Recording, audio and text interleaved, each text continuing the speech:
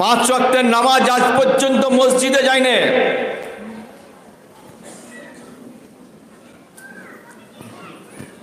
আমি আমার জীবনে ইদানিং মসজিদে যেতে আমি আমার বাপকে দেখেছি, তার আগে ছিল না, এত 5 ওয়াক্ত সিস্টেম ছিল না। আর এখন আমরা যেটা করছি এখানে আল্লাহর ভয়ে, আর এখানকার আশপাশে মানুষ করছে আমার ভয়ে। এটাই হচ্ছে ডিফারেন্স। তার কারণ শুধু বলবো না, সেটা মানুষকে বুঝাবো তার কারণটা কি। আজ থেকে কয়েক বছর আগে, অনেক বছর আগে আমরা গোশতের জন্য ইন্তজার করতাম কখন কে কুরবানি দেবে। আর আজকে গোশত রমজানের চাপে ঘরে ঘরে পৌঁছে দেওয়া হচ্ছে। যখন আস্তানার ভাত মানুষ ওখানে না পাওয়ার জন্য মারপিট হতো, এখন রমজানের চাপে ভাত টলি করে ঘরে পৌঁছানো হচ্ছে। এটা সত্য কিনা মিথ্যে তো মানুষই বলবে, আমি বলবো না। তাহলে এগুলো হচ্ছে প্রমাণ কি, আমি যাই করি না কেন তো কিছু একটা ব্যাপার আছে, যেভাবেই হোক না কেন লাভ তো হচ্ছে, লাভ আছে। আগে কোনোদিন এই নামাজের ব্যাপার এত তাগিদ ছিল না, আর এখন আমার চাপে সিস্টেম বদলাতে হচ্ছে। আমি বলছি না, আমার বলার উদ্দেশ্যটা হচ্ছে তাহলে আগে কেন এই চিন্তা ভাবনাটা ছিল না, আমার বলার উদ্দেশ্য হচ্ছে আজকে কেন হলো। তাহলে সত্য এখানে কিছু একটা খুঁটি তৈরি হয়ে গেছে, আর এইটার জন্যই আজ দুশ্মনী। তাহলে আজকে নিশ্চয়ই সবাই জানে, এখানকারের মানুষ প্রথম কথা আগে জানতে হবে, আমি এর আগেও রাজনীতির লোকের সাথেও থাকতাম বা কথা বলতাম, যে আসে আমরা উঠা বসা করি। মাঝখানে বলতো কি বিজেপি, আর আজকে টাচে আছে যার জন্য বলতে পারলো, নাহলে এটাও একটা তকমা দেওয়া হতো। প্রথম আগে জানতে হবে এর দুশ্মনীর মূল উৎস কোথা থেকে তৈরি হচ্ছে। অ্যাকচুয়াল আমার থেকে না দিনকে প্রতিষ্ঠিতর জন্য, এ দুশ্মনী আগে জানতে হবে। যখন লাইব্রেরি যখন মাফ হয়, এই আইমা পাহাড়পুর গ্রামে কমসে কম 40 থেকে 45 জন হিন্দু আমাকে ফোন করে, বলছে আল্লাহ তোমার আওয়াজ শুনে নিয়েছে, কিচ্ছু হবে না। এর জন্য আমি টেনশন নিই না। আর মুসলমান রান্না করাচ্ছে, পয়সায় সহযোগিতা করছে যাতে ভাঙা পড়ে যায়, যেন আইমা পাহাড়পুরে ফের একটা ঈদ হতো, সেই ঈদ স্টপ হয়ে গিয়ে মানুষ অনেক ঘুরছে, আমরাও বুঝি। তাহলে আজকে সেই প্রতিষ্ঠিত যেখানে 5 ওয়াক্ত নামাজ হয়, সেখানে মুসলমানরা চিন্তা ভাবনা চালাচ্ছে কিভাবে এটা ভেঙে যাবে। আর আমার গ্রামের হিন্দুরা এটাকে ভাবছে, আমাকে ফোন করে জানছে যে রমজান ভাই চিন্তা করনি, তোমার আওয়াজ জুম্মার দিনে আল্লাহ সুবহানাহু মানে আল্লাহ আওয়াজ শুনে নিয়েছে, চিন্তার কিছু বিষয় নেই। যদি আজকে এই মসজিদ যদি মাপে যদি নাই পড়তো, কথার কথা বলছি, সব তো ওই পক্ষ এই পক্ষ নাই। এইটার ভাঙার কারণটা কি, এইটাকে টার্গেটের কারণ কি? কোন ব্যক্তি আজ থেকে 2 বছর আগে জলসাতে মারপিট হলো, অন্যায় ওখানে হলো, ভুল বুঝাবুঝি যাই হোক না কেন সেখানে মিটে গিয়েছিল, সমস্যা কিন্তু ক্লিয়ার ছিল। সূরা নিসা 59 নম্বর আয়াত নিয়ে যেটাকে ভুল ব্যাখ্যা করা হয়েছিল। তাহলে আমাদের এইখানেতে বহু জামাত, বহু সিস্টেম আছে। অনেক জামাতে আবার কেউ কেউ বলছে আমি কোরআনকে প্রতিষ্ঠিত করার জন্য লড়ছি, কেউ না কোনো ব্যক্তি বলছে আমরা রসুলের তরিকাকে বহাল করার জন্য, কেউ কেউ বিভিন্ন রকম বিভিন্ন মতের এখানে লোক আছে, দল আছে। কিন্তু জানতে হবে উদ্দেশ্য কিন্তু একটাই, আল্লাহ সুবহানাহু ওয়া তাআলা রাজি করানোর জন্য। তাই যদি রাজি হয়, কোরআনটা কি আমাদের ছিল নাকি? যখন ওই কোরআনকে যখন অপব্যাখ্যা করা হলো তখন কোনো দল এলো না, কোনো ব্যক্তি কথা বলল না। তখন আমাদের সাথে কোনো কারণে একটা বিবাদ হয়েছিল, সেটা ক্লিয়ার হয়ে গিয়েছিল। ক্লিয়ার হওয়ার সাথে সাথেই আবার উল্টো রিয়াকশান হয়ে সেই আবার 2000 লোক নিয়ে সেই লাইব্রেরি। তাহলে এটা জানতে হবে জ্বলন্ত প্রমাণ, লাইব্রেরিকে যখনই টার্গেট করেছে তখনও ধূলিসাৎ হয়ে বেরিয়ে চলে গেছে। ফের দ্বিতীয় নম্বরের ধাপ, ইও ধূলিসাৎ হয়ে যাবে, এতে কোনো সন্দেহের কিছু কারণ নেই। কেন? বাতিলের চিন্তা ভাবনা, এটাকে ভেঙে দিতে পারলেই সব চলে যাবে। আর এটা ভাঙা হয়ে গেলে কি আমি চুড়ি বিঁধে বসে থাকবো নাকি? আমারও নাম কাজী, এত সোজা নয়। এতদিন ধরে গ্রামে জুলুম হয়েছে, পুকুর লুটেছে, সমস্ত কিছু ব্যাপার হচ্ছে, কিন্তু আমরা কোনোদিন কথা বলি না যে আমার হয়ে লড়ো। যখনই লাইব্রেরির ওপর আগুন উঠে গেছে, ওখান থেকে শুরুয়াত হয়েছে। যে ব্যক্তি হোক না কেন, পুকুরকে ওইভাবে লুট করেছে।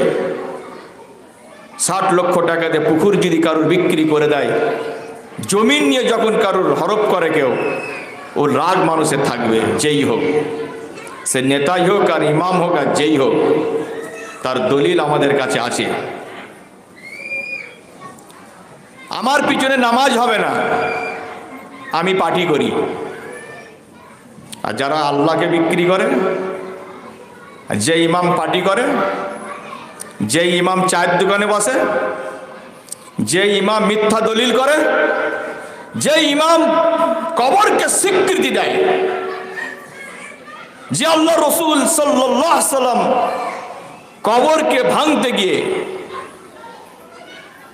তায়েফের ময়দানে মার খেলেন, আর সেই কবরকে আমাদের রসুলের যারা ওয়ারিস বলে দাবি করে, তারা কি করলো? এটাকে প্রাধান্য দিল। প্রাধান্য দেওয়া হচ্ছে মানে খুঁড়ে খুঁড়ে বার করা হচ্ছে, বানিয়ে বানিয়ে। সেখানে নামাজ হবে, খালি নামাজটা হবে না খালি লাইব্রেরিতেই। সত্য আছে নাকি? তাহলে এইটা নিয়ে আমরা এখনো পর্যন্ত চিন্তা ভাবনা করলাম না। আগে প্র্যাকটিক্যাল জানতে হবে। আমার চলাকালীন দুনিয়াতে ভুল হয়ে যাবে, ভুল হয়ে যাবে। এর জন্য লাইব্রেরি দায়ী নয়। আমি মানুষ, আমার ভুল হতে পারে। দুনিয়াবি চালাতে চালাতে যে কোনো কারণে আমার অ্যাক্সিডেন্ট হতে পারে, এর জন্য লাইব্রেরি দায়ী নয়। আর মানুষ এখানকার তাই যখনই কিছু হয়ে যাবে লাইব্রেরিকে টার্গেট করে, আর মানুষকে ঠিক লাইব্রেরিতে গেলেই মেরে দেবো, লাইব্রেরিতে গেলেই মেরে দেবো। এর কারণটা কি? এইটাই আমি বুঝতে পারলাম না। তাহলে আমাদের এখানে এত আলেম আমাদের বংশেও আছে, আশপাশে আছে, তারা খালি পিছন দিক দিয়ে চিমটি কেটে দিয়ে আর মজা দেখছে। একটা তো হক আর না হকের কথা কইতে পারলো না। তো যাই হোক, বাতিল বাতিলের সাথে সাথ দেবে, সত্যর সাথে একাই থাকতে হবে। তাহলে আমরা যে আল্লাহ রসুল সাল্লাল্লাহু আলাইহি সাল্লামের পদ্ধতিকে ধরার কারণে আজকে আমরা আলাদা। তাহলে আইমা পাহাড়পুরে যত আলেম উলামা আছেন, আজকে তারা এই চিন্তাটা পলিটিক্যাল শক্তি দিয়ে সাহায্য নিয়ে, যেমন আজকে লাইব্রেরিকে মাপার জন্য আরএস, সিএস, তারপরে বিডিও, সমিতি, পঞ্চায়েত 5 দিন ধরে মাপ করার পর সাবিত কি হলো? লাইব্রেরিটা জায়গায় পড়ে না। এই জন্যই তো মানুষ চুপচাপ, নাহলে কত বম পড়তো, কত ম্যান ভয় আসতো না। আর কত লোক ছেড়ে দিত। তাহলে এইটা তো রমজানকে তো মারার একটা সহজ উপায় আমি আজকে বলে যাচ্ছি। তা রমজান যে এখানে বসে যে সিস্টেমটা আল্লাহ রসুল সাল্লাল্লাহু সাল্লামের আছে কি না, তাহলে এইটা তো পলিটিক্যাল শক্তি দিয়ে, গ্রামের শক্তি দিয়ে, কমিটির শক্তি নিয়ে, তাহলে একবার যদি প্রমাণ হয় তাহলে এটাও তো ক্লিয়ার হয়ে যাবে না। তাহলে এই কথাটা একবারও ভাবছে না কেন মানুষ? তাহলে এটাও তো ভাবা দরকার ছিল। রমজান যে আজকে এইখানে যে পদ্ধতিতে নামাজ পড়ছে, যে পদ্ধতিতে ইবাদত করছে, তাহলে কোরআনকে আর হাদিসকে নিয়ে, তাহলে গ্রামের পলিটিক্যাল শক্তি হোক, যে কোনো শক্তি নিয়ে একবার রমজানকে তো ধরা হোক, তাহলে এখনই তো রমজান শেষ হয়ে যাবার, মারার তো দরকার নেই। লাইব্রেরিও ভাঙতে হবে না, আর এত খরচা করে সমস্যা তৈরি করারও প্রয়োজন নাই। তো যারা এইগুলো চালাচ্ছে তারাও একটা দেহস্তগর্দি, তারাও চালাচ্ছে। আমরা ডিফেন্স করছি, তারা তৈরি করছে। আসমান জমিন তফাৎ। যখন মানুষের দেয়ালে ঠেকে যায়, তখন মানুষ যে কোনো কদম তুলতে বাধ্যমূলক হয়ে যায়। আজকে বিগত বছরকে বছর আমরা এইভাবেই কাটিয়ে আসছি। যখনই দেখছে আমার এখানে কোনো লোক কোনো জায়গায় যদি যায়, সেটা অন্যায় হয়ে যায়, আর বাকি লোক কি খোলাম ছুট। কারণ কি? দেশ কি কারণ নাকি? যা কিছু হচ্ছে আর গিয়ে বলছে যে সব রমজানের কারণ। আমাদের আইমা পাহাড়পুরে আজ পর্যন্ত কোনো জামাতে উলামা হিন্দের মিটিং হয়নি। জামাতে উলামা হিন্দের মিটিং হয়নি। ফের এখানে পরিচালনা করা হলো, আস্তানেতে জামাতে উলামা হিন্দের মিটিং করে আর ঘরে বম ব্লাস্ট করিয়ে যে মসজিদের ইমাম সে স্বয়ং চলে গেল থানাতে গিয়ে ওসিকে বলছে রমজান ব্লাস্ট করে দিয়েছে। ইনি হচ্ছে ইমাম। মানুষ এটা চিন্তা করুক, কেন রমজান জায়গা কার মেরেছে না মেরেছে যদি খুললাম যদি মাফ হয়, প্রত্যেকজনের অন্যায়কে এরকম ভাবে খুললাম খোলা হবে, আর কোনো গোপন ভাবে নয়। আমিও যদি কোনো ভুল করে থাকি, আমারও ভুল রোডেতেই হবে ফাইসালা, খুললাম খোলা হবে, কোনো গোপন আর আকার এর ইঙ্গিতের কোনো বিষয় নেই। তাহলে আমি ওখানে বম ব্লাস্ট করেছি কি না করেছি না জানার পর মানুষ চলে গেল ডাইরেক্ট আমার নামে কেস করার জন্য। যাক, যে কোনো কারণে সব তো বাতিল এক নয়। ওই দলের মধ্যে কিছু অংশ লোক বলল, না ভাই এইটা কিন্তু মারাত্মক ভুল হচ্ছে, আমাদেরকে ডাকা হলো অন্য কারণে, আর এখানে আপনি অভিযোগ করছেন, এটা তো আমরা মেনে নেব না। না খাওয়ার কারণে ফের বাজারে আন্দোলন শুরু করলো, তাতেও ফেল। পুকুরের মাছ ধরাবার পরও ফেল, জায়গা দখল দিয়েও ফেল, সামনে পেচ্ছাপখানা বাথরুমখানা করে দেবো আর নামাজ পড়তে পারবে না, সেখানেও ফেল। আর যারা এই নেতৃত্ব দিচ্ছে, আগের একটা নেতাকে এইভাবে বরবাদ করে দিয়েছেন, বরবাদ হয়ে গেছে, আবার নেতাকে ধরেছে, সেও বরবাদ। আগে জানতে হবে, ইসলাম যখন প্রতিষ্ঠিত হয়, তাগুতের শক্তি যখনই ওখানে প্রহার করবে, নমরুদের মতো শয়তান ফেল হয়ে গেছে, এখানে দাঁড়ানো মুশকিল হয়ে যাবে। একটা সত্য, এত কড়োয়া যদি হয়, আইমা পাহাড়পুরে এরকম যদি আরও 10টা যদি দাঁড়িয়ে যায়, তাহলে কত কড়োয়া হবে। পুরো গ্রামকে ডেকে আনা হয়েছিল। তাহলে এতই যদি থাকে আমার মিস্টেক, আমি তো খুললাম বলছি, আমার পদ্ধতিটা যদি আমি ইসলামের বাইরে থাকি, আমাকে দেখে দিই। আমার এখানকার মুরব্বী, আমার এখানকার আলেম, আমার এখানকার ইমাম এত টন কেটে হাদিসকে গালাগালি না করে, রসুলের তরিকাকে না গালাগালি করে, রসুলের এত বিরোধিতা না করে, তাহলে আমি যদি ভুল পথে থাকি তাহলে আমাকে তো দেখে দেওয়ার দায়িত্ব ছিল। আমার দিশা যদি ভুল হয় আমি মানবো কি না মানবো আমার ব্যক্তিগত ব্যাপার। তাহলে এইটা কিন্তু মানুষ চিন্তাই করলো না।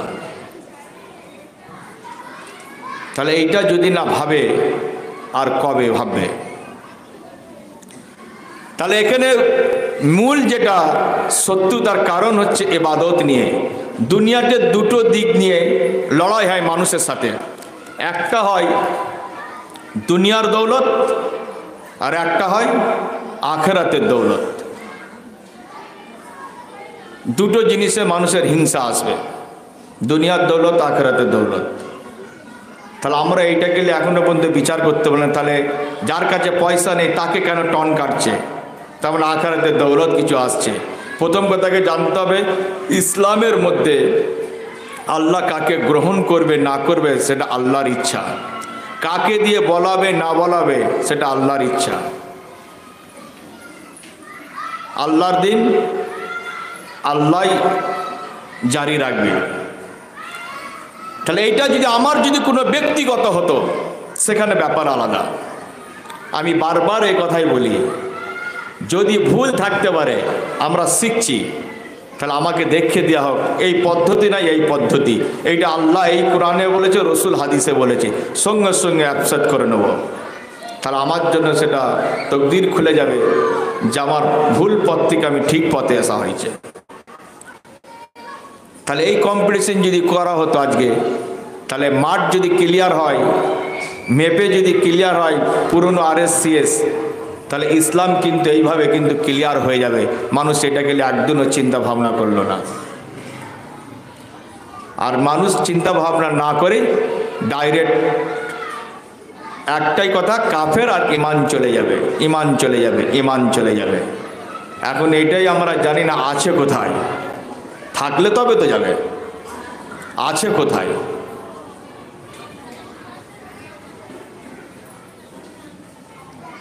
তাহলে আমরা যে আল্লাহ রসুল সাল্লাল্লাহু আলাইহি সাল্লামের যে পদ্ধতি, সেটা আমরা কোরআন হাদিসে, আবার যখনই এই পদ্ধতির মধ্যে আমরাও যদি কোনো সংগঠন বা দল করে ফেলি তাহলে আমরাও বরবাদ হয়ে যাব। তাহলে আমাদেরকে গাইডলাইন কোরআন করবে, যেটা দিশা। আমরা মুর্দার সামনে কোরআন পড়ি না, আর এখানে বলা হয় মুর্দার সামনে কোরআন। তাহলে মুর্দার সামনে কোরআন, এখানে বহুত আলেম আছে। আমরাও ছোটবেলাতে যখন জলসা হয়, মিলাদ হয়, আমরাও গিয়ে বসি, সেখানেও দেখি অনেক আলেম, বড় বড় আলেম, সেখানেও গিয়ে বলছে খুদার কসম করে বলছি, খুদার কসম করে বলছি, বলছে আমরা এখানে এটা বিষয়টা জানি না, এখানে এই হয়েছে, এখানে ওই হয়েছে।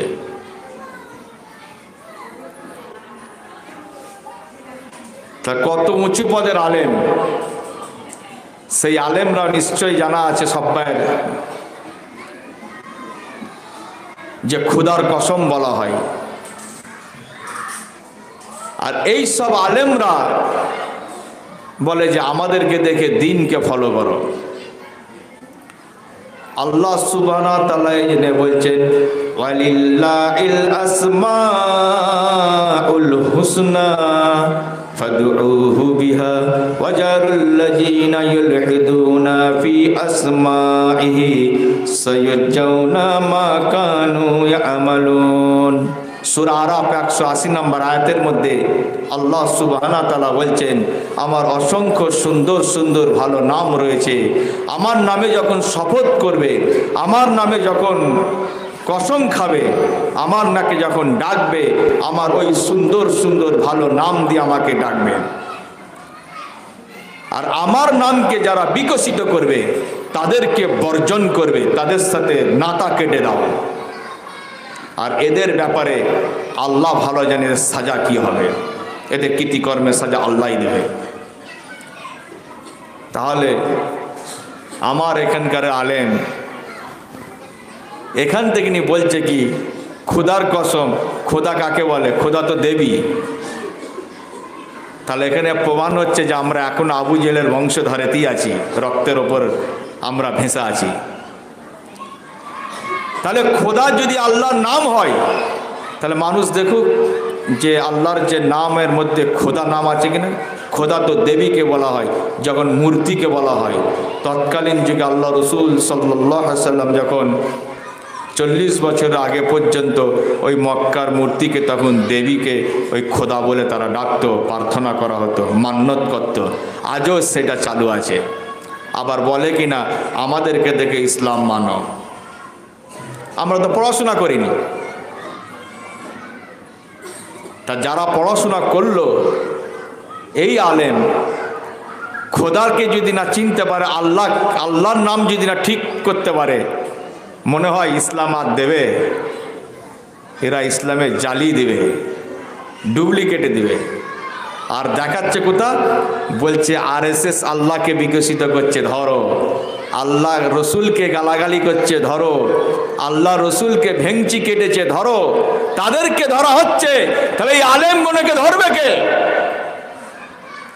আল্লাহর নাম খোদা, তাহলে আল্লাহ কেন বলছে আমার নামকে যারা বিকৃত করে, মানে বিকৃত, না আল্লাহর নামকে টন কেটে ডাকা হলো, আল্লাহকে ঠাট্টা করে ডাকা হলো। খোদা বলে মানে আল্লাহর নামে যখন শপথ করে কেউ খোদা বলবে, তখন আল্লাহর সাথে এটা মজাক হলো।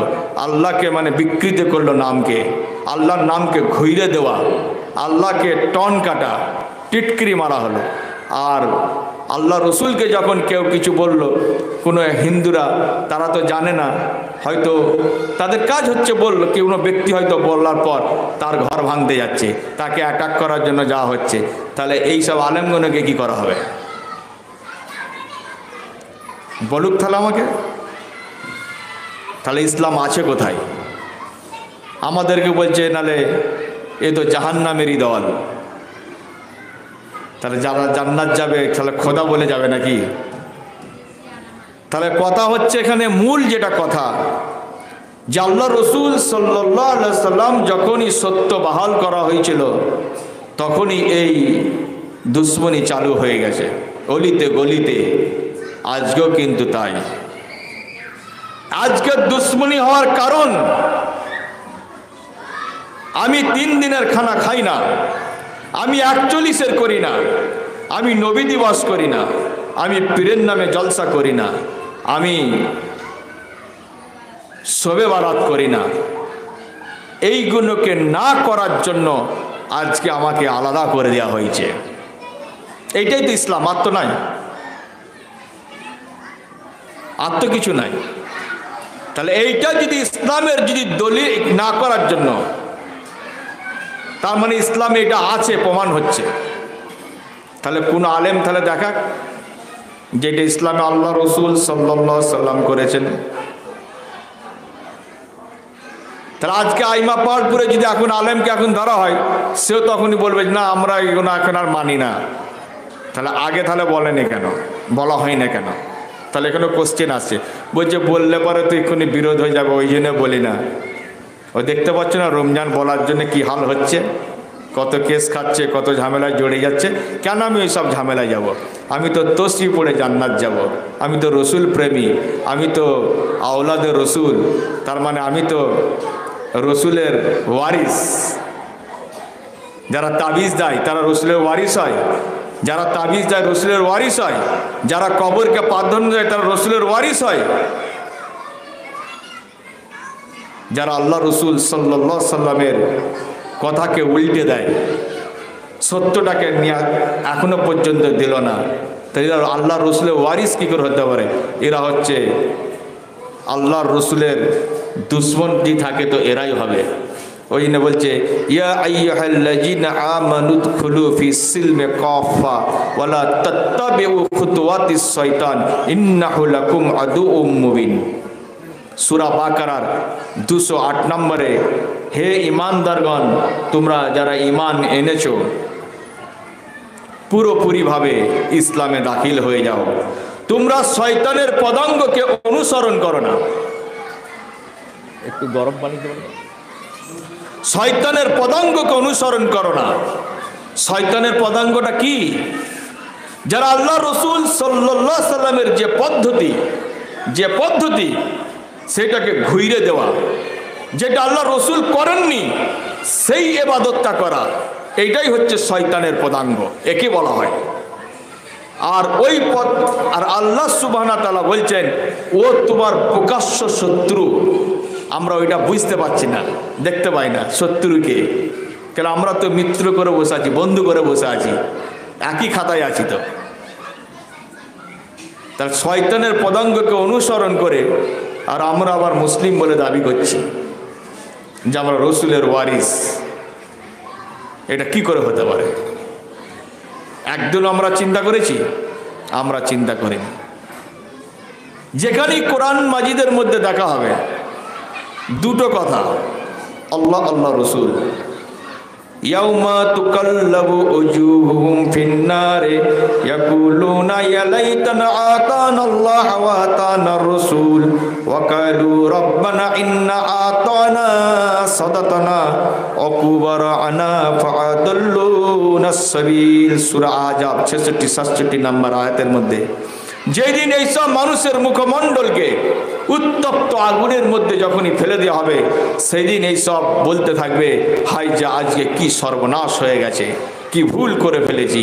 যদি আমরা আল্লাহকে মানতাম আর মুহাম্মদ সাল্লাল্লাহু আলাইহি সাল্লামকে যদি মানতাম, তাহলে আজকে আমাদেরকে এই দিন দেখতে হতো না, সম্মুখীন হতো না। ওয়াকালু রব্বানা ইন্না আতানা সাদাতানা, হে আমাদের রব, হে আমাদের প্রতিপালক, এই আমাদের মুরব্বী, এই আমাদের হুজুর, এই আমাদের আলেম, এই আমাদের নেতা, এরাই আমাদেরকে পদভ্রষ্ট করে দিয়েছে। তাহলে এখানে আয়াতে কি এলো? সেই আল্লাহ আল্লাহ আল্লাহ রসুল, যেখানেই যাবে আল্লাহ আল্লাহ আল্লাহ রসুল, এছাড়া কোনো অপশান নাই। এদের রাগের কারণটা কি? এদের রাগের কারণ হচ্ছে এরা মাযহাবের প্রতি বিশ্বাসী, মাযহাবের প্রতি বিশ্বাসী, অ্যাকচুয়াল আল্লাহর প্রতি বিশ্বাসী নয়, মুহাম্মদ সাল্লাল্লাহু আলাইহি সাল্লামের প্রতি বিশ্বাসী নয়। এরা হচ্ছে মাযহাবের প্রতি বিশ্বাসী। আর মাযহাবের প্রতি যখনই বিশ্বাস আসবে তখন তো আল্লাহর কথা বললে তো গায়ে তো লাগবেই, এটা স্বাভাবিক। এরা তো আল্লাহর কথা শুনবে না, মাযহাবের কথা বললে শুনবে। ওই জন্য আল্লাহ সুবহানাহু ওয়া তাআলা বলছেন ওমা আনতা বিহাদিহিল উম্মি আন দালালাতিহিম ইন তুসমিউ ইল্লা মান ইউমিনু বিআয়াতিনা ফাহুম মুসলিমুন। সূরা রুমের মধ্যে 53 নম্বর আয়াতের মধ্যে বলছে, আর তুমি এই অন্ধদেরকে এদের পদভ্রষ্টতা হতে আর আনতে পারবে না, পদভ্রষ্ট হতে এই অন্ধদেরকে। কেননা এরা আমার নিদর্শন বলিতে বিশ্বাস যারা করে, এরা তো করে না। এদের বিশ্বাসটা হচ্ছে নিদর্শনের উপরে বিশ্বাস নয়, এদের মাযহাবের প্রতি বিশ্বাস, মানুষের কথার উপর বিশ্বাস, মানুষের মতের উপর বিশ্বাস। এই জন্যই তো এরা কোরআনের কথা বললেই তো এই জন্য তো একা হয়, এই জন্য তো এত শত্রু হয়ে যায়। লোক মানা করে দেবে। যদি এখানে অন্য কিছু হয়, আজ পর্যন্ত আইমা পাহাড় করে মানা করে না। যখনই বলবে যে কোরআন হাদিসকে যখনই কেউ বলবে, বলছে উনি বাপরে ওখানে গেলেই ইমান চলে যাবে, বাকি সব জায়গায় ঠিক। বাধা দেওয়ার কারণ কি? যখনই দিনকে যে বাধা দেবে, এটা হচ্ছে আবু জেহেলের কাজ, যে আবু জেহেলের বংশ। কই কোনোদিন আইমা পাহাড় করে দেখা গেছে কোনো ব্যক্তি মদ খেয়েছে, ইমাম সাহেব বলেছেন যে আজকে তোমার বাড়ি ভাত খাবো না?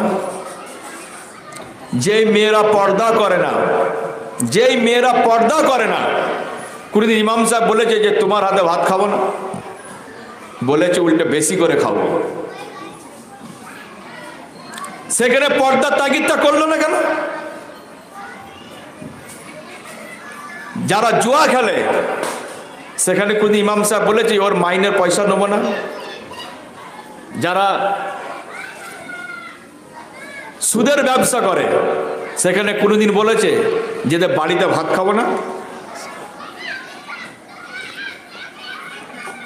এই কথা আজ পর্যন্ত বলেনি। কারণ কি? তাহলে এইগুলো তো অ্যাডজাস্ট হয়ে যাবে। এই বছরে একবার দোয়া চাইলে, বাৎসরিকেতে, সাবনা খাতামে দোয়া চাইলেই হয়ে যাবে,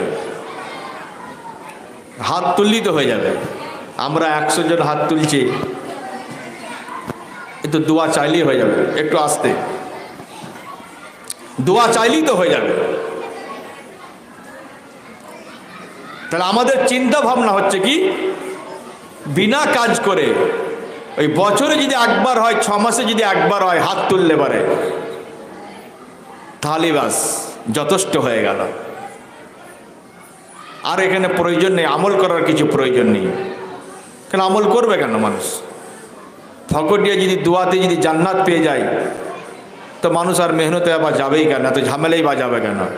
তাহলে আমরাই মনে হচ্ছে কোনো দিশা দেখতে পাওয়া যায় না, যার জন্য এত লড়ালড়ি চলছে, এত খেউকি চলছে, এত দুশ্মনী মোড় নিতে হচ্ছে। তাহলে আমরাই দিশা দেখতে পাইনি কেন? ওরা তো দিশা দেখতে পেয়ে গেছে। কেন বলছে নামাজ না পড়লেও অসুবিধে নেই, জুয়া খেললেও অসুবিধে নেই, জিনা করলেও অসুবিধে নেই, সব ব্যাপারে কোনো অবজেকশন নেই। সমাজে আসা যাবে, সমাজে বিয়ে বাড়িতে দাওয়াত করা যাবে, সমাজে তার সম্মান থাকবে, মসজিদে আসা যাবে, খালি অসুবিধে কি? আল্লাহ রসুল সাল্লাল্লাহু আলাইহি ওয়াসাল্লামের পদ্ধতি করাটাই হচ্ছে অসুবিধে। আর এরা হচ্ছে আল্লাহ রসুলের ওয়ারিস। তাবিজকে বাধা দেওয়া হোক, তাহলে কি বলবে? তাহলে আজ থেকে এখন তো শবে বরাত তো ঝামেলা অনেক মিটেই গেছে। এটা কি আল্লাহ রসুল করেছেন? কেউ জানে? খালি একটা দিনই খালি বলে শবে বরাতের দিনে ঘরে ঘরে জ্বালো আল্লাহ হাদিসের আলো, কিন্তু কথা কিন্তু সত্য। আর ওটা আল্লাহ হাদিসের আলো না জেলে সেই দিনই খালি নামটা নেয় কোনো রকমভাবে, বছরে একবার নেওয়া হয় না। কেন? ফজিলত রাত, এইটা ঠিক খেয়াল আছে। বলছে একবার এই কথাটা না বললে তো আমরাও জাহান্নামে চলে যাবো, একবার তো নেই, কমসে কম ঘরে ঘরে জ্বালো আল্লাহ হাদিসের আলো, এ তো একবার তো নিতেই হবে।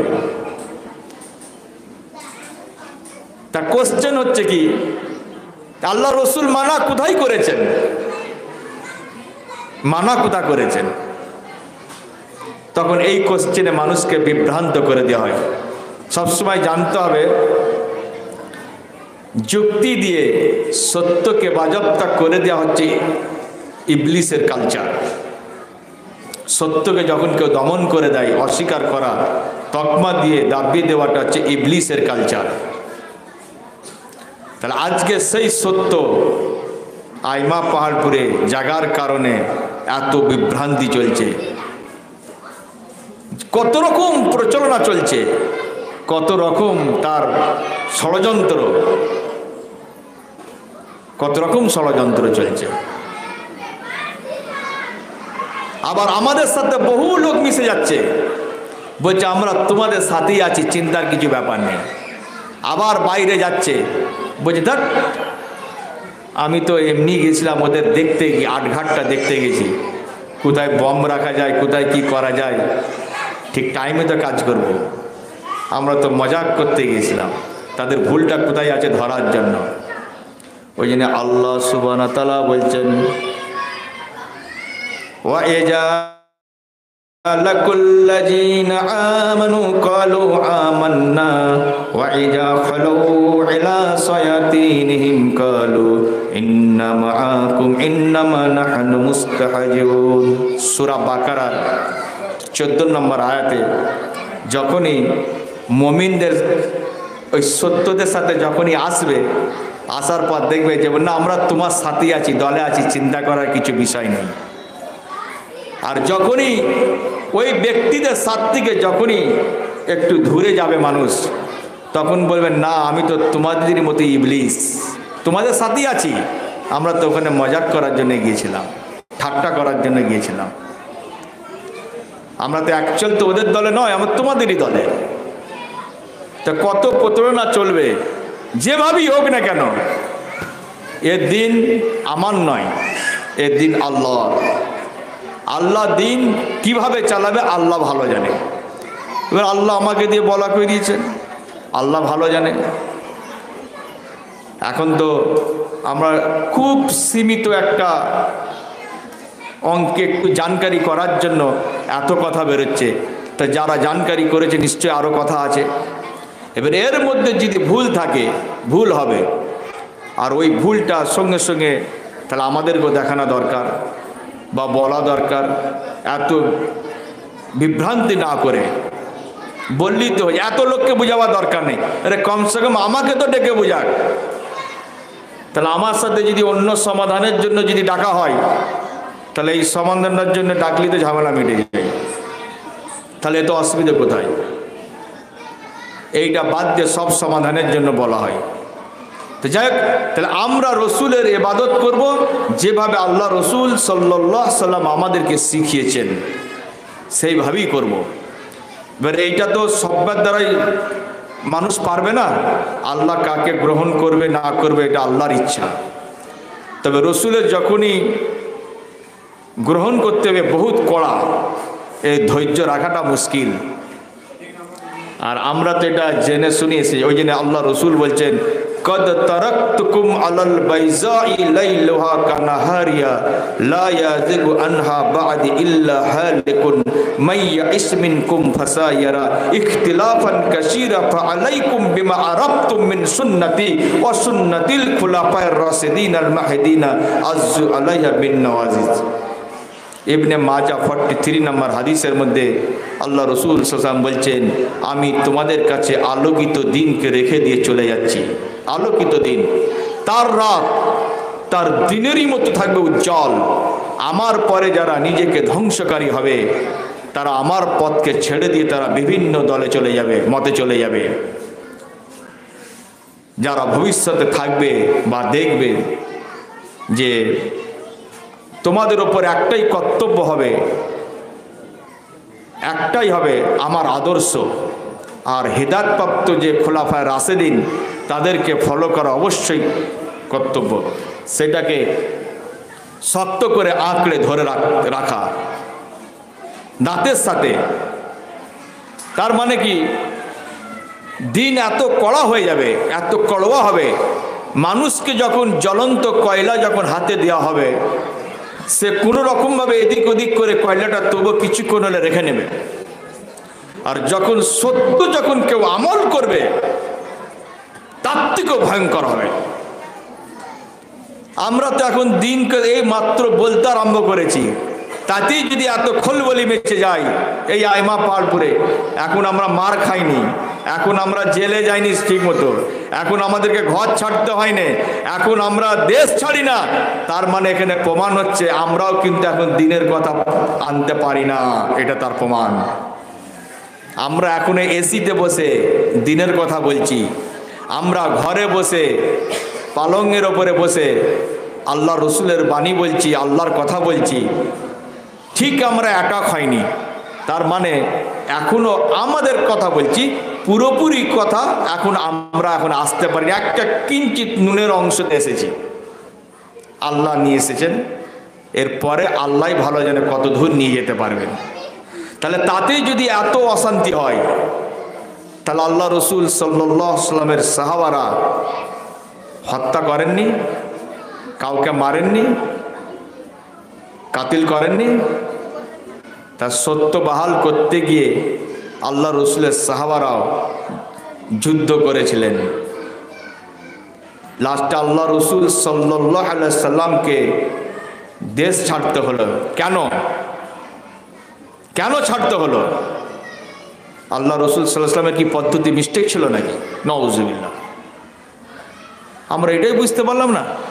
একটা কোনো ব্যক্তি হুজুর যখন মারা যাচ্ছে, আমরা সেকেন্ডে দাঁড়িয়ে বলি যে ইনি এত ভালো লোক ছিল, এত ভালো লোক ছিল, জীবনে কারোর মনে চোট দিয়ে যায়নি, জীবনে কারোর মনে কষ্ট দিয়ে যায়নি, কাউকে আঘাত করেনি।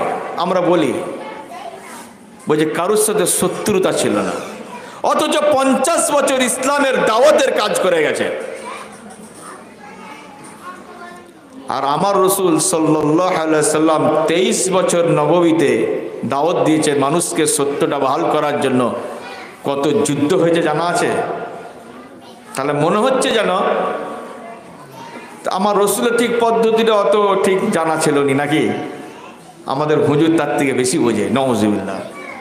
ইমান এক জন্ম নেই, 7 জন্ম আর আসবে না। তার মানে হুজুর তো সত্য কথাটাই বলে যাননি, আল্লাহ রসুলের তরিকাটাকে তো বাহালি করে যাননি। এই জন্যই তো শত্রু নাই। আল্লাহ রসুলের কথা বলার জন্যই তো আবার শত্রু হবে না। আমরা তো এটাই বুঝতে পারলাম না। যদি আল্লাহ রসুলের কথা যদি সত্য যদি বলতে নয় হুজুর, তাহলে উনিও এরকম আলাদা হয়ে যেত। যেমন আল্লাহ রসুল সাল্লাল্লাহু আলাইহি সাল্লামকে আলাদা করে দেওয়া হয়েছিল। আল্লাহ রসুলকে গলিতে গলিতে নুকোতে হয়েছিল, গাড়ে সুরেতে নুকোতে হলো। আল্লাহ রসুলকেও গাড়াল হতে হয়েছিল। তা তখন কোনো ওহী নাজিল হলো না। না আল্লাহ ঠিক বুঝতে পারেন নাকি? আমাদের ঠিক ধারণা এরকম নয়। বলছে হুজুর যাচ্ছে রাস্তা দিয়ে, বলছে গাছ শুয়েছিল, গাছ উঠে যাচ্ছে। এত কেরামতি। বলছে কোনো জায়গায় রুকাটি হয় নাই, রাস্তা ক্লিয়ার। আর আমার রসুল সাল্লাল্লাহু আলাইহি ওয়াসাল্লামকে নুকোতে হলো। দাম কার? আমরা ওজন করছি, কার সাথে কার ইমান থাকবে? ওই জন্য খালি বলছে কি ওখানে গেলেই ইমান চলে যাবে, ইমান চলে যাবে। আছে কোথায়? থাকলে তবে তো যাবে, থাকলে তবে তো যাবে। আসুক না ইমা পর পর কোন আলেম আছে, যেভাবে ওকে আমাকে পদ্ধতি একবার দেখিয়ে দিই, কমসে কম দেখি সে আলেমটা কে। আজকে একটু কড়া করে বলতে হওয়ার কারণ হচ্ছে কি, এই আলেমরাই লাইব্রেরি ভাঙার জন্য উঠে পড়ে লেগেছিল। যে বাতিলের সাথ দিয়েছে সেই বাতিল আজ নেই তো কাল বহির্প্রকাশ হবে একদিন না একদিন। আর আমিও যদি কাউকে মারার কথা বলে থাকি, সেইটাও কালকে আজ নেই তো কাল বার হবে। যে অন্যায় ভাবে যদি আমিও কাজ করে থাকি, আজ হয়তো আমি পয়সার জন্য যে কোনো কারণে হয়তো আমার কথা গোপন আছে, কিন্তু কাল এটা বার হবে, কালকে বার হবে। আজ হয়তো আছে, কাল কিন্তু বার হবে। যদি এইরকম যদি দহশতগর্দি যদি করা যদি ইচ্ছা থাকতো, তাহলে আমার ওইখান থেকে রেখে আমি এখান থেকে বসে অনেক কাজ করে নিতে পারতাম। তাহলে ওখান থেকে বার করতাম না আমি। আমার বার করার কারণে শত্রু বেড়েছে। দুটো ইসলাম ওই জন্য একই হলো। দুনিয়ার নেতার রাইট হ্যান্ডকে কেড়ে নিয়েছি, আর আখিরাতের নেতার রাস্তা বন্ধ হচ্ছে, বাতিলের রাস্তা বন্ধ হচ্ছে। এই জন্যই তো এক হতেই হবে। দেখা যায় না, অনেকে বলছে ফুরফুরা, উরি বাপরে, ও বলছে না তকলিফ জামাত সাথে মিশাই যাবে না। এ বলছে জামাতি ইসলাম, আর ও বলছে অমক। বলছে উরি বাপরে, ও তো পুরো আউটলাইন, সব আউটলাইন। আর যখনই সত্য এসে যাবে, সমস্ত বাতিলকে একত্রিত হবে। তার জ্বলন্ত প্রমাণ ওখানে হয় না।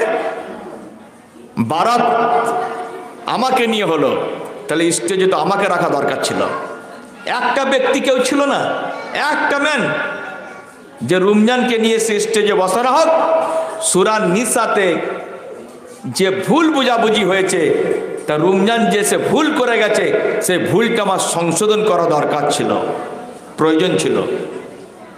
যেহেতু আমার জন্য মামলাটা হয়েছে, তাহলে আমাকে বাদ দিয়ে কী করে লোক খেয়ে চলে গেল? সেখানে দেখো সমস্ত দল একত্রিত হয়ে গেছে, সমস্ত দল একত্রিত। এইটাই মানুষ এখনো পর্যন্ত চিন্তা করলো না। তাহলে আমাকে একবার নিয়ে গেল না কেউ? যদি না কিছু না জানতাম, আমাকে ব্যারিকেড করে তুলে নিয়ে চলে যেত সেই দিনে, কারুর কথা শুনতো না। কিছু না কিছু জানি বলে ভয়ে নিয়ে যায় না, এটা অন্য কিছু নয়, ভয়। তাহলে ওই 500 লোকের সামনে ইসলাম আজকেই বহির প্রকাশ করে দেওয়া হবে। তাহলে রমজানই এখানে এলান হয়ে যাবে। তাহলে এত লোকের দাওয়াত সাকসেস হয়ে যাবে, মানুষ বুঝতে পেরে যাবে যার জন্য নিয়ে গেল। যদি ওইটা যদি ফের যদি দুবারা উইটো করতে চাই, যেটার জন্য দ্বন্দ্ব হয়েছিল আইমা পাহাড়পুরে, ফের আমি আলেম উলামাদেরকে বলছি, ফের ওইটা নিয়ে আমাকে ওইটা সংশোধন করা হোক। নাহলে আমি কিয়ামতের দিন এই আলেম আইমা পাহাড়পুরকে আমি দায়ী করব। আমার ভুল কোথায় ছিল, ভুল কোথায় ছিল আমার? আমি যদি পয়সার গরম যদি দেখাতাম, সেই দিনে আমি অশান্তি করে ফেলতে পারতাম। কিন্তু আমার কাজ কিন্তু অশান্তি করা নয়, অশান্তি থেকে আমি রুখেছি। আজকে যারা বিরোধিতা করছে, তারাও আমাকে অনেক প্রচলনতে নামিয়ে দিয়েছিল, আমি কিন্তু কারুর প্রচলনে পা দিইনি। আমি এত কাঁচা কাজ করি না, এটাই মানুষ জানে না, এত কাছে পা দিই না। যে হট করে কোনো একটা এমন কাজ করে ফেলবো আল্লাহ নারাজ হয়ে যাবে, মানুষের মনে আঘাত লেগে যাবে, এ কাজ আমি চট করে করব না। যথেষ্ট এটা সম্বন্ধে জ্ঞান আছে। আর যদি এই লাইন ধরাচ্ছিল তাহলে আমার এইখানেতে মানুষের কাছে এত গালাগালি খাওয়ার জন্য আসার প্রয়োজন ছিল না। আমার স্থান থাকতো উঁচু জায়গায়, অন্য জায়গায়। আমি তো এখানে হিরো হয়ে থাকতাম, এখানে তো আমি তো সব থেকে সবার সেরা হয়ে থাকার কথা ছিল। আজকে আমি সববার দুশ্মন কেন হলাম? এইটাই তো মানুষ কেউ ভাবলো না। তার মানে কি আল্লাহ তো সবাইকে নেবে না, এটাই বুঝতে হবে। দিনের ব্যাপারে কই মানুষ এত তাগিদ কেউ করেনি। তাহলে সেই ব্যক্তিদেরকে যখনই তুলছে, প্রথমে এটাই কেউ জানলো না, নামাজ না পড়লে ইমাম সাহেব কোনোদিন কমপ্লেন করলো না। আর নামাজ পড়ছি বলে কমপ্লেনটা কিসের? এখানে তো মানুষ নামাজই পড়ছে, তাহলে কমপ্লেন হচ্ছে কেন? নামাজ না পড়ে কমপ্লেন নাই, নামাজ আজান হচ্ছে, ওই মসজিদের পাশ দিয়ে লোক চলে যাচ্ছে, সেখানে কোনোদিন কমপ্লেন নেই। আর যদি নামাজ যদি এখানে পড়তে আসে, বলছে পাশে মসজিদ ফেলে রেখে ওভারটেক করতে যাচ্ছ। মসজিদ কোনটা মানুষ জানে? মসজিদ কাকে বলে আগে ইমামকে জিজ্ঞাসা করে দেখেন তো। মসজিদে কার কথা হয়? আল্লাহর কথা হয়তো। মানুষের আইনে চলছে কেন? মসজিদ তো আল্লাহর ঘর, তাহলে আল্লাহর ঘর আল্লাহর কথা হবে। তা আল্লাহর ঘরে এত কিসের? তো মানুষের পদ্ধতি কেন চলছে কেন? মসজিদ থেকে কেউ বার করে দেয়? মসজিদ থেকে কারা বার করে? যখন ওটা মসজিদ না হয় তখন বার করে দেয়। আমি তো অশান্তি না হওয়ার জন্য একটা সাইড আছি। তাহলে আইমা পাহাড়পুরকে আমি আজকে বলছি, তাহলে কাল যদি 30 জন মিলে যদি আমি মসজিদে যাই, আমিন বললে ইমাম সাহেব দাঁড়াতে পারবে? তাহলে অশান্তি হবে তো। তা আমি এই কাজ করতে পারতাম তো। তাহলে ওই মসজিদ তো আমি অর্ধেক তৈরি করেছি, আমার তো অর্ধেক অবদান আছে, আল্লাহ কই দিয়েছেন। তাহলে আমি এখানকার নাগরিক, তাহলে ওইটা কি আমার অধিকার নাই? অধিকার আছে তো। তাহলে আমি যদি কালকে 10 জন গেলে যদি ওই মসজিদে যদি যাই, তাহলে অশান্তি হবে না বাড়বে? তাহলে অশান্তি না করার জন্য আমি সাইডে হয়েছি, তা সেইখানে অসুবিধা কোথায়? খালি বলছে মসজিদে আসেননি কেন, মসজিদে কেন আসেনি, মসজিদে ঠিক আছে কাল থেকে যাবো তো। ইমাম সাহেব নামাজ পড়াতে গেলে থরথর করে কাঁপবে, থরথর করে কাঁপবে। আমি ঠিক বলছি কি ভুল বলছি? কথাটা তো মানুষের কাছে যাচ্ছে চারিদিকে, এটা চিন্তা করে দেখুক। আমি যদি অশান্তিকারী হতাম, তাহলে আমি এই দাবি করতাম যে আমি এই মসজিদের গ্রামের নাগরিক, আমি গ্রামের নাগরিক, আমার এই মসজিদে অধিকার আছে। এই অধিকার কেউ কাটতে পারবে? কেউ পারবে? কেউ পারবে না। আমি যদি 30 জনকে নিয়ে যদি আমরা ওই মসজিদে যাই, তাতে বিবাদ সৃষ্টি হবে। তাহলে বিবাদ না হওয়ার জন্য আমি তো সাইডে আছি। তাহলে এতে কেন অসুবিধা কেন? কিছু হলেই কেন লাইব্রেরি কেন? লাইব্রেরিতে যেই আসবে সেই হবে ধ্বংস। আর তার পতনের লক্ষ্য জ্বলন্ত একটা দুটো হয়ে গেছে। এবার 3 নম্বরে কি আসে দেখব। এবার 3 নম্বরে কি আসে দেখব। খালি বলছে এখানকার লোক যদি কেউ যদি একটু গাঁজা খেয়ে ফেলে, বিড়ি খেয়ে ফেলে, বলছে রমজান কত দিক সামলাবে, কত দিক সামলাবে, আমাকে দায়ী করছে, আমাকে গালাগালি করছে। আমার কাছে নামাজ পড়ে যাচ্ছে, যদি বাজারে যদি একটু কিছু করে ফেলে গালাগালি আমাকে দিচ্ছে। কেন আমি কি ঠিকাদার নাকি?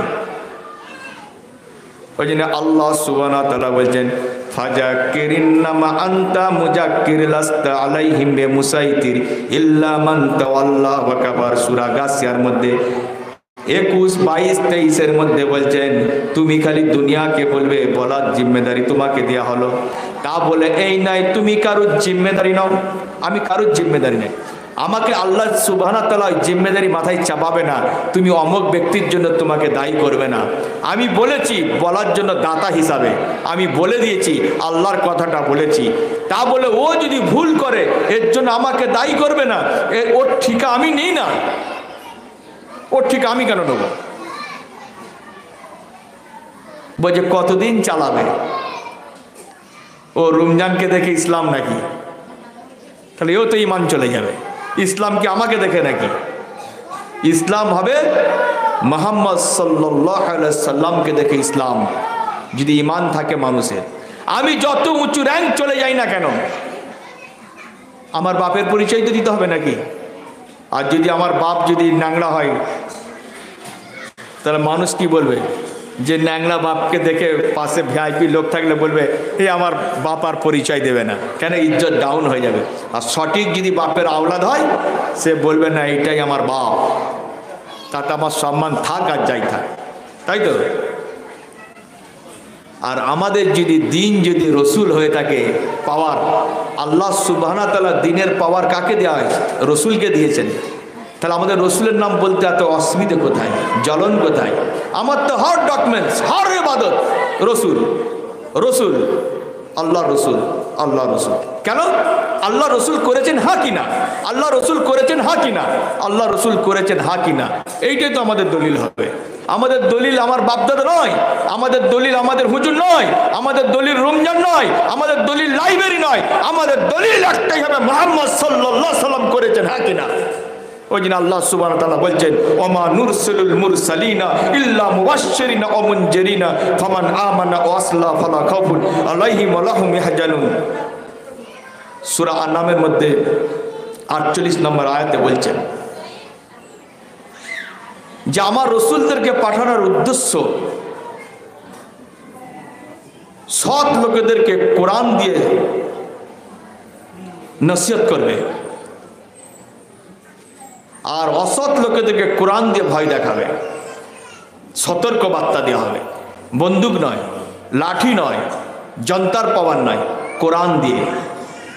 সৎ লোকেদেরকে আদেশ করা হবে কোরআন দিয়ে, আর অসৎ লোকেদেরকে সাবধান অবলম্বন করা হবে, সাবধান করবে।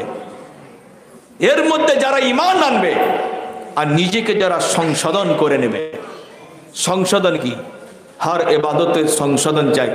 যেমন বললো না মোদি এনআরসি, সেই এনআরসি। আমি যে ইবাদত করছি, এই ইবাদতটা মিলাতে হবে আমার বাপের সাথে নয়, আমার দাদার সাথে নয়, আমার সমাজের সাথে নয়, আমার জামাতের সাথে নয়। এই ইবাদতটা একমাত্র মিলাতে হবে আমার রসুল সাল্লাল্লাহু আলাইহি সাল্লাম করেছেন হা কিনা। যদি করে থাকে ইবাদত যেমনই হোক, এর আর এখানে কথা কইলে ঈমান চলে যাবে। যদি রসুল করে থাকে, আমাকে ভালো নাও লাগতে পারে, এর নাম ইসলাম নয়। ইসলামকে যেটা ভালো লাগবে তার নাম হবে ইসলাম। তাহলে যারা ঈমান হবে, রসুলের প্রতি যারা ঈমান আনবে, তাদের সবসময় চিন্তাধারা থাকবে আমি যে পদ্ধতি করেছি, যদি এখন বলি অমুক লোকের পেপার গন্ডগোল, তমুক লোকের পেপার গন্ডগোল, তা সে তো চিন্তা করবে। কেন চিন্তা করছে? যদি পেপার গন্ডগোল থাকে তাহলে তো বেকার হয়ে যাবে সম্পত্তি, খাজানা বেকার হয়ে যাবে। তাই তো আমরা এটা ভাবি না। তাহলে আমরা সেইটাকে না চিন্তা করে, সেটার বেলায় চিন্তা করলাম দুনিয়ার দৌলতের জন্য, আমরা চিন্তা করে সেটাকে সংশোধন করি, দলিলটা ঠিক আছে কিনা, RSCS তুলে আমরা দেখে ঠিক করে ফেলি যে এটা আমার নষ্ট না হয়ে যায়, বরবাদ না হয়ে যায়, আমার আমানত চলে না যায়। তাহলে আমরা যে ইবাদত করছি এটা হচ্ছে আখিরাতের আমানত। ওই আমানতকে যদি আমরা রিসার্চ যদি না করি, ভেরিফিকেশন যদি না করি, আর ওই ইবাদত যদি আমার রসুল সাল্লাল্লাহু আলাইহি সাল্লাম যদি না করে থাকে, একবার আমরা চিন্তা করে দেখেছি আমরা যাবো কার কাছে? লাইব্রেরিতে আসবে নাকি, না মসজিদে যাবে, না জামাতের কাছে ছুটবে, না আস্তানায় ছুটবে, না কমিটির কাছে যাবে? এটাই তো মানুষ এত লড়ালড়ি কিসের? এত লড়ালড়িটা কিসের? যদি এটা রসুল না করে থাকে তাহলে কি হবে? মানুষ চিন্তা করেছে? চিন্তা একবারও করে। আমি আমার এরিয়ার কথা বলছি। আমার এখানে অনেক সব মুরব্বীরা দুনিয়া ছেড়ে চলে গেছে, আমরা সারা জীবন জানি। সেইখানে গিয়ে আমরা সূরা ফাতিহা 3 বার পড়ছি, আমরা সূরা ইখলাস 3 বার পড়ছি, আমরা দরুদ ওইখানে পড়লাম, পড়ে ওইখানে আমরা জিয়ারত করে চলে এলাম, তাই তো নাকি? আর যদি ওটা রসুল যদি না করে তাহলে কি হবে? তাহলে চিন্তা তো এইখানে করা দরকার ছিল। প্রথম কথাকে চিন্তা করতাম আমার কাছে নামাজ নেই আর কিছু নেই, শেষ। এত ঝগড়াঝাঁটি কিচ্ছু দরকার না, আমি নামাজ পড়ি, এত কথা কিসের? আমার কাছে নামাজ নাই, আমি এত ঝামেলা যাও, কে বলতে বলেছে? নামাজ নাই আর আমরা ইবাদত নিয়ে মারপিট করছি। আমরা রসুলকে মানি না আর আমরা অপরজনের আন্দোলন করতে যাচ্ছি।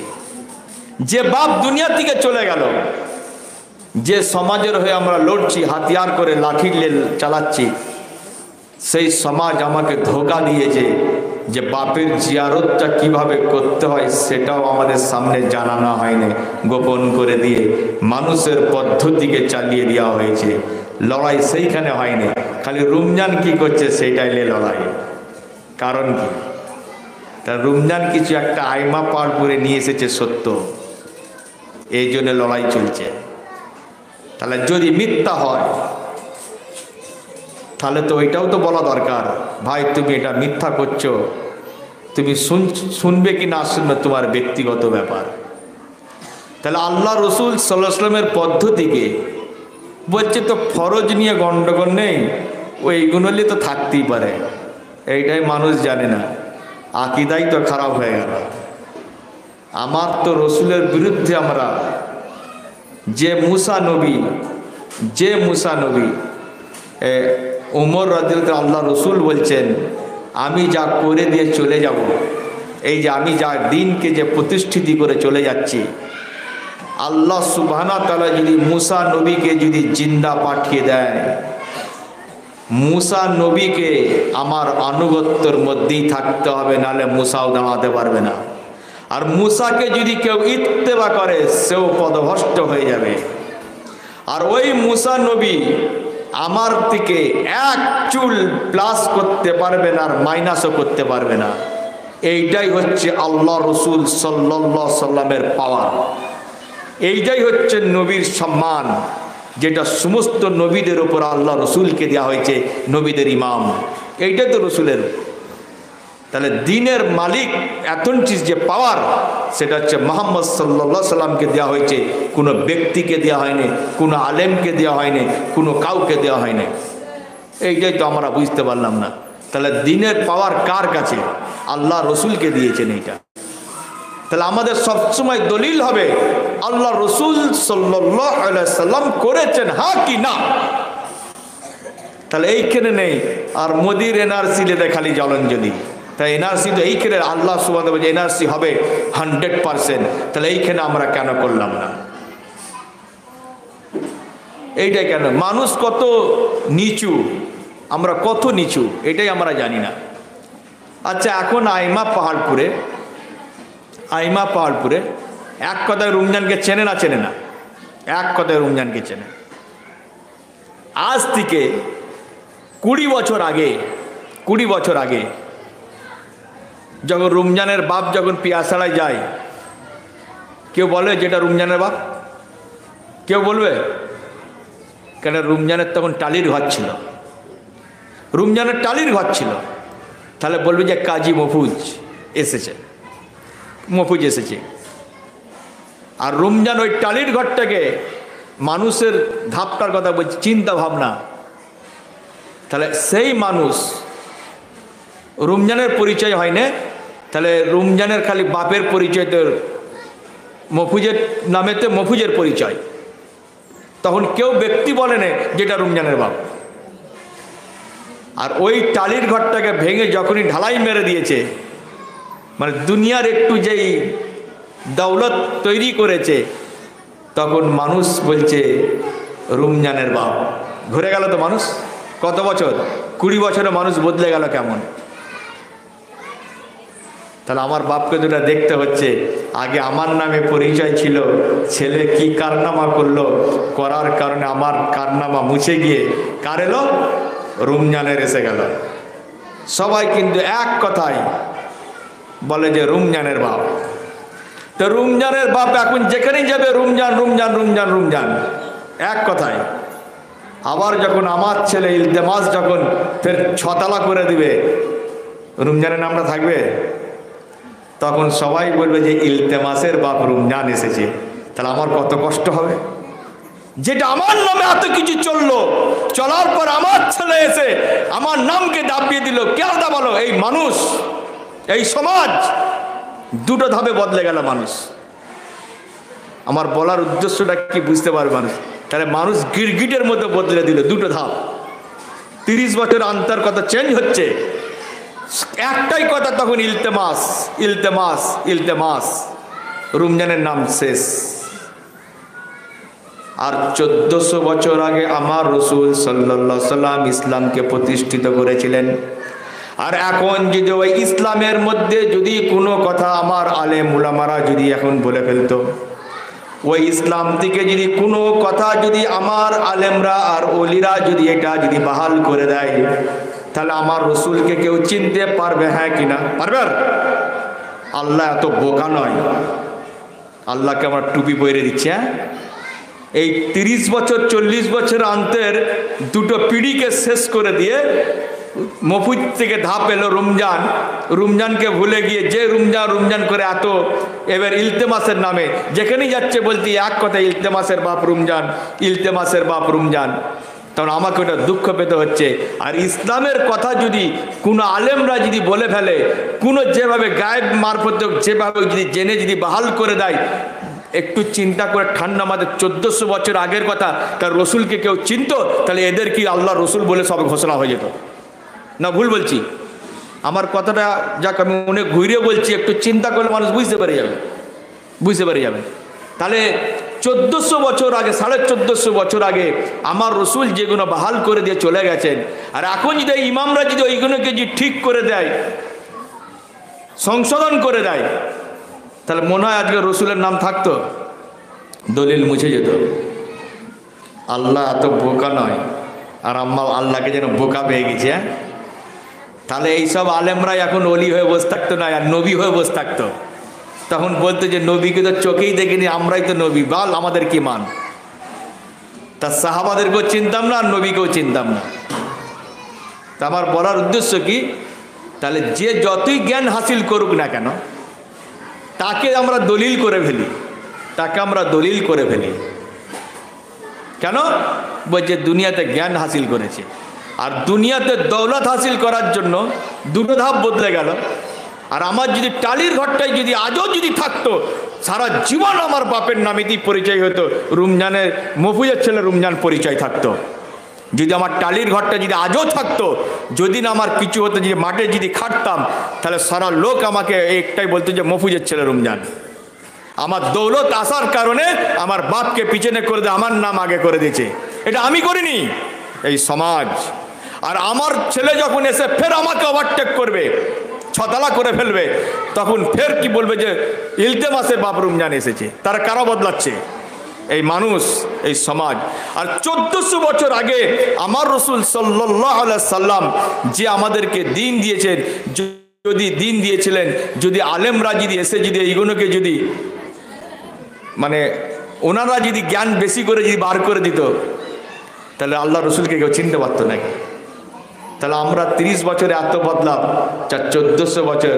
ওই জন্য আল্লাহ সুবহানাহু ওয়া তাআলা কোটেশন করে পাঠিয়ে দিয়েছেন, কোটেশন করে পাঠিয়েছেন। ওই জন্য রসুল ছাড়া আর কেউ দিনের কথা প্লাস মাইনাস করতে পারবে না।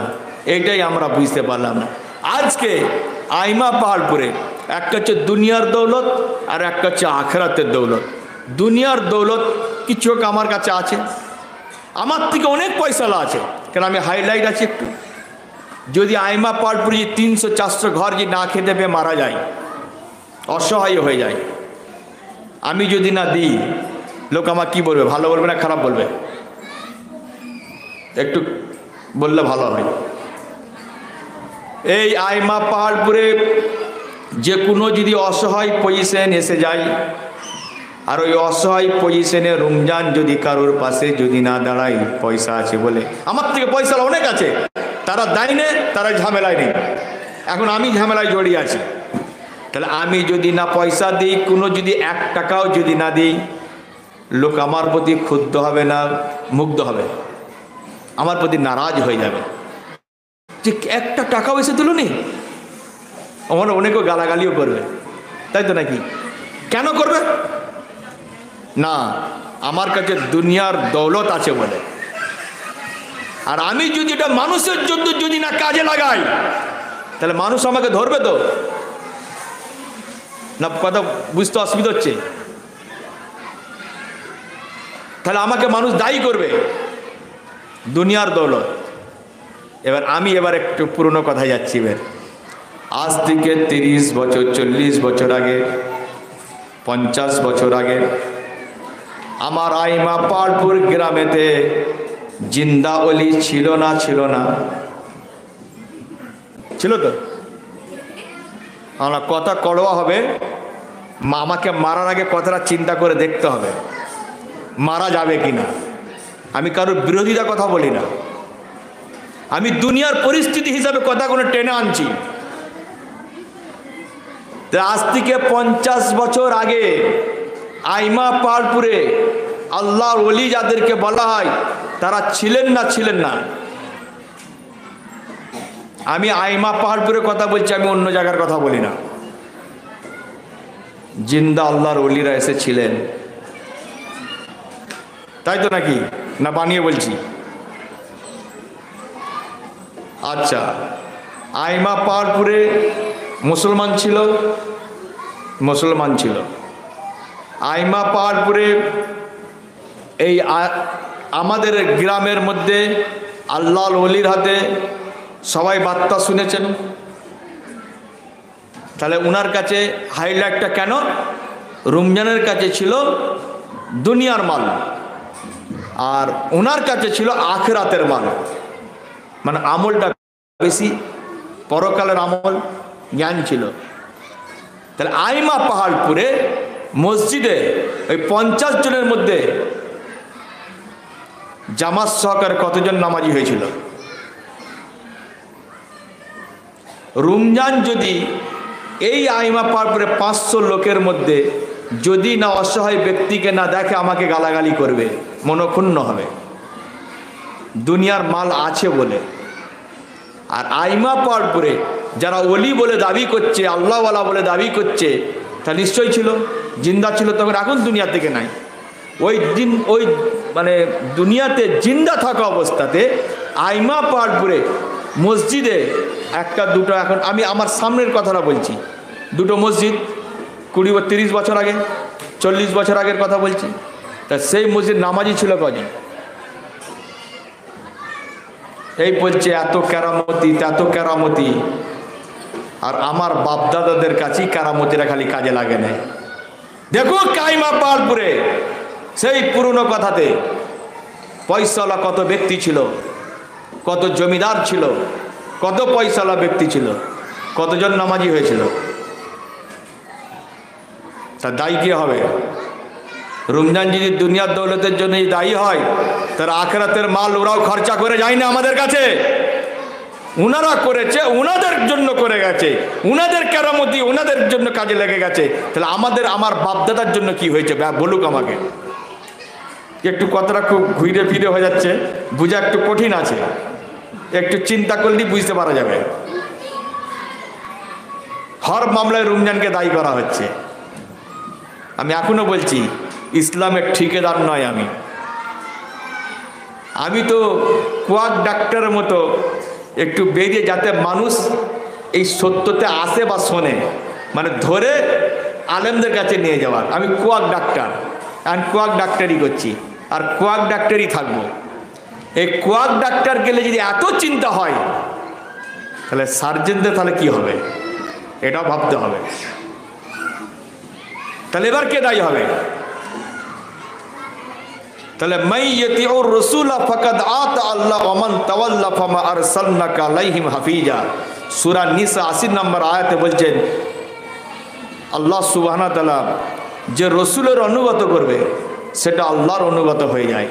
আর কেউ যখন ছেড়ে চলে যায়, যারা বেরিয়ে চলে যায়, আল্লাহ তখন রসুলকে বলছেন, হে মুহাম্মদ সাল্লাল্লাহু আলাইহি সাল্লাম, আমি তোমাকে এই জন্য দুনিয়াতে প্রেরণ করে নিয়ে আসি না, এই জন্য তোমাকে রক্ষণাবেক্ষণকারী হিসাবে আমি নিয়ে আসি না, তোমাকে আমি এই জন্য আনি না তুমি সেখানে গিয়ে ও কেন ইসলামে আসে না, ও কেন ইসলাম থেকে বেরিয়ে গেল, এই দায়িত্ব তোমার নয়।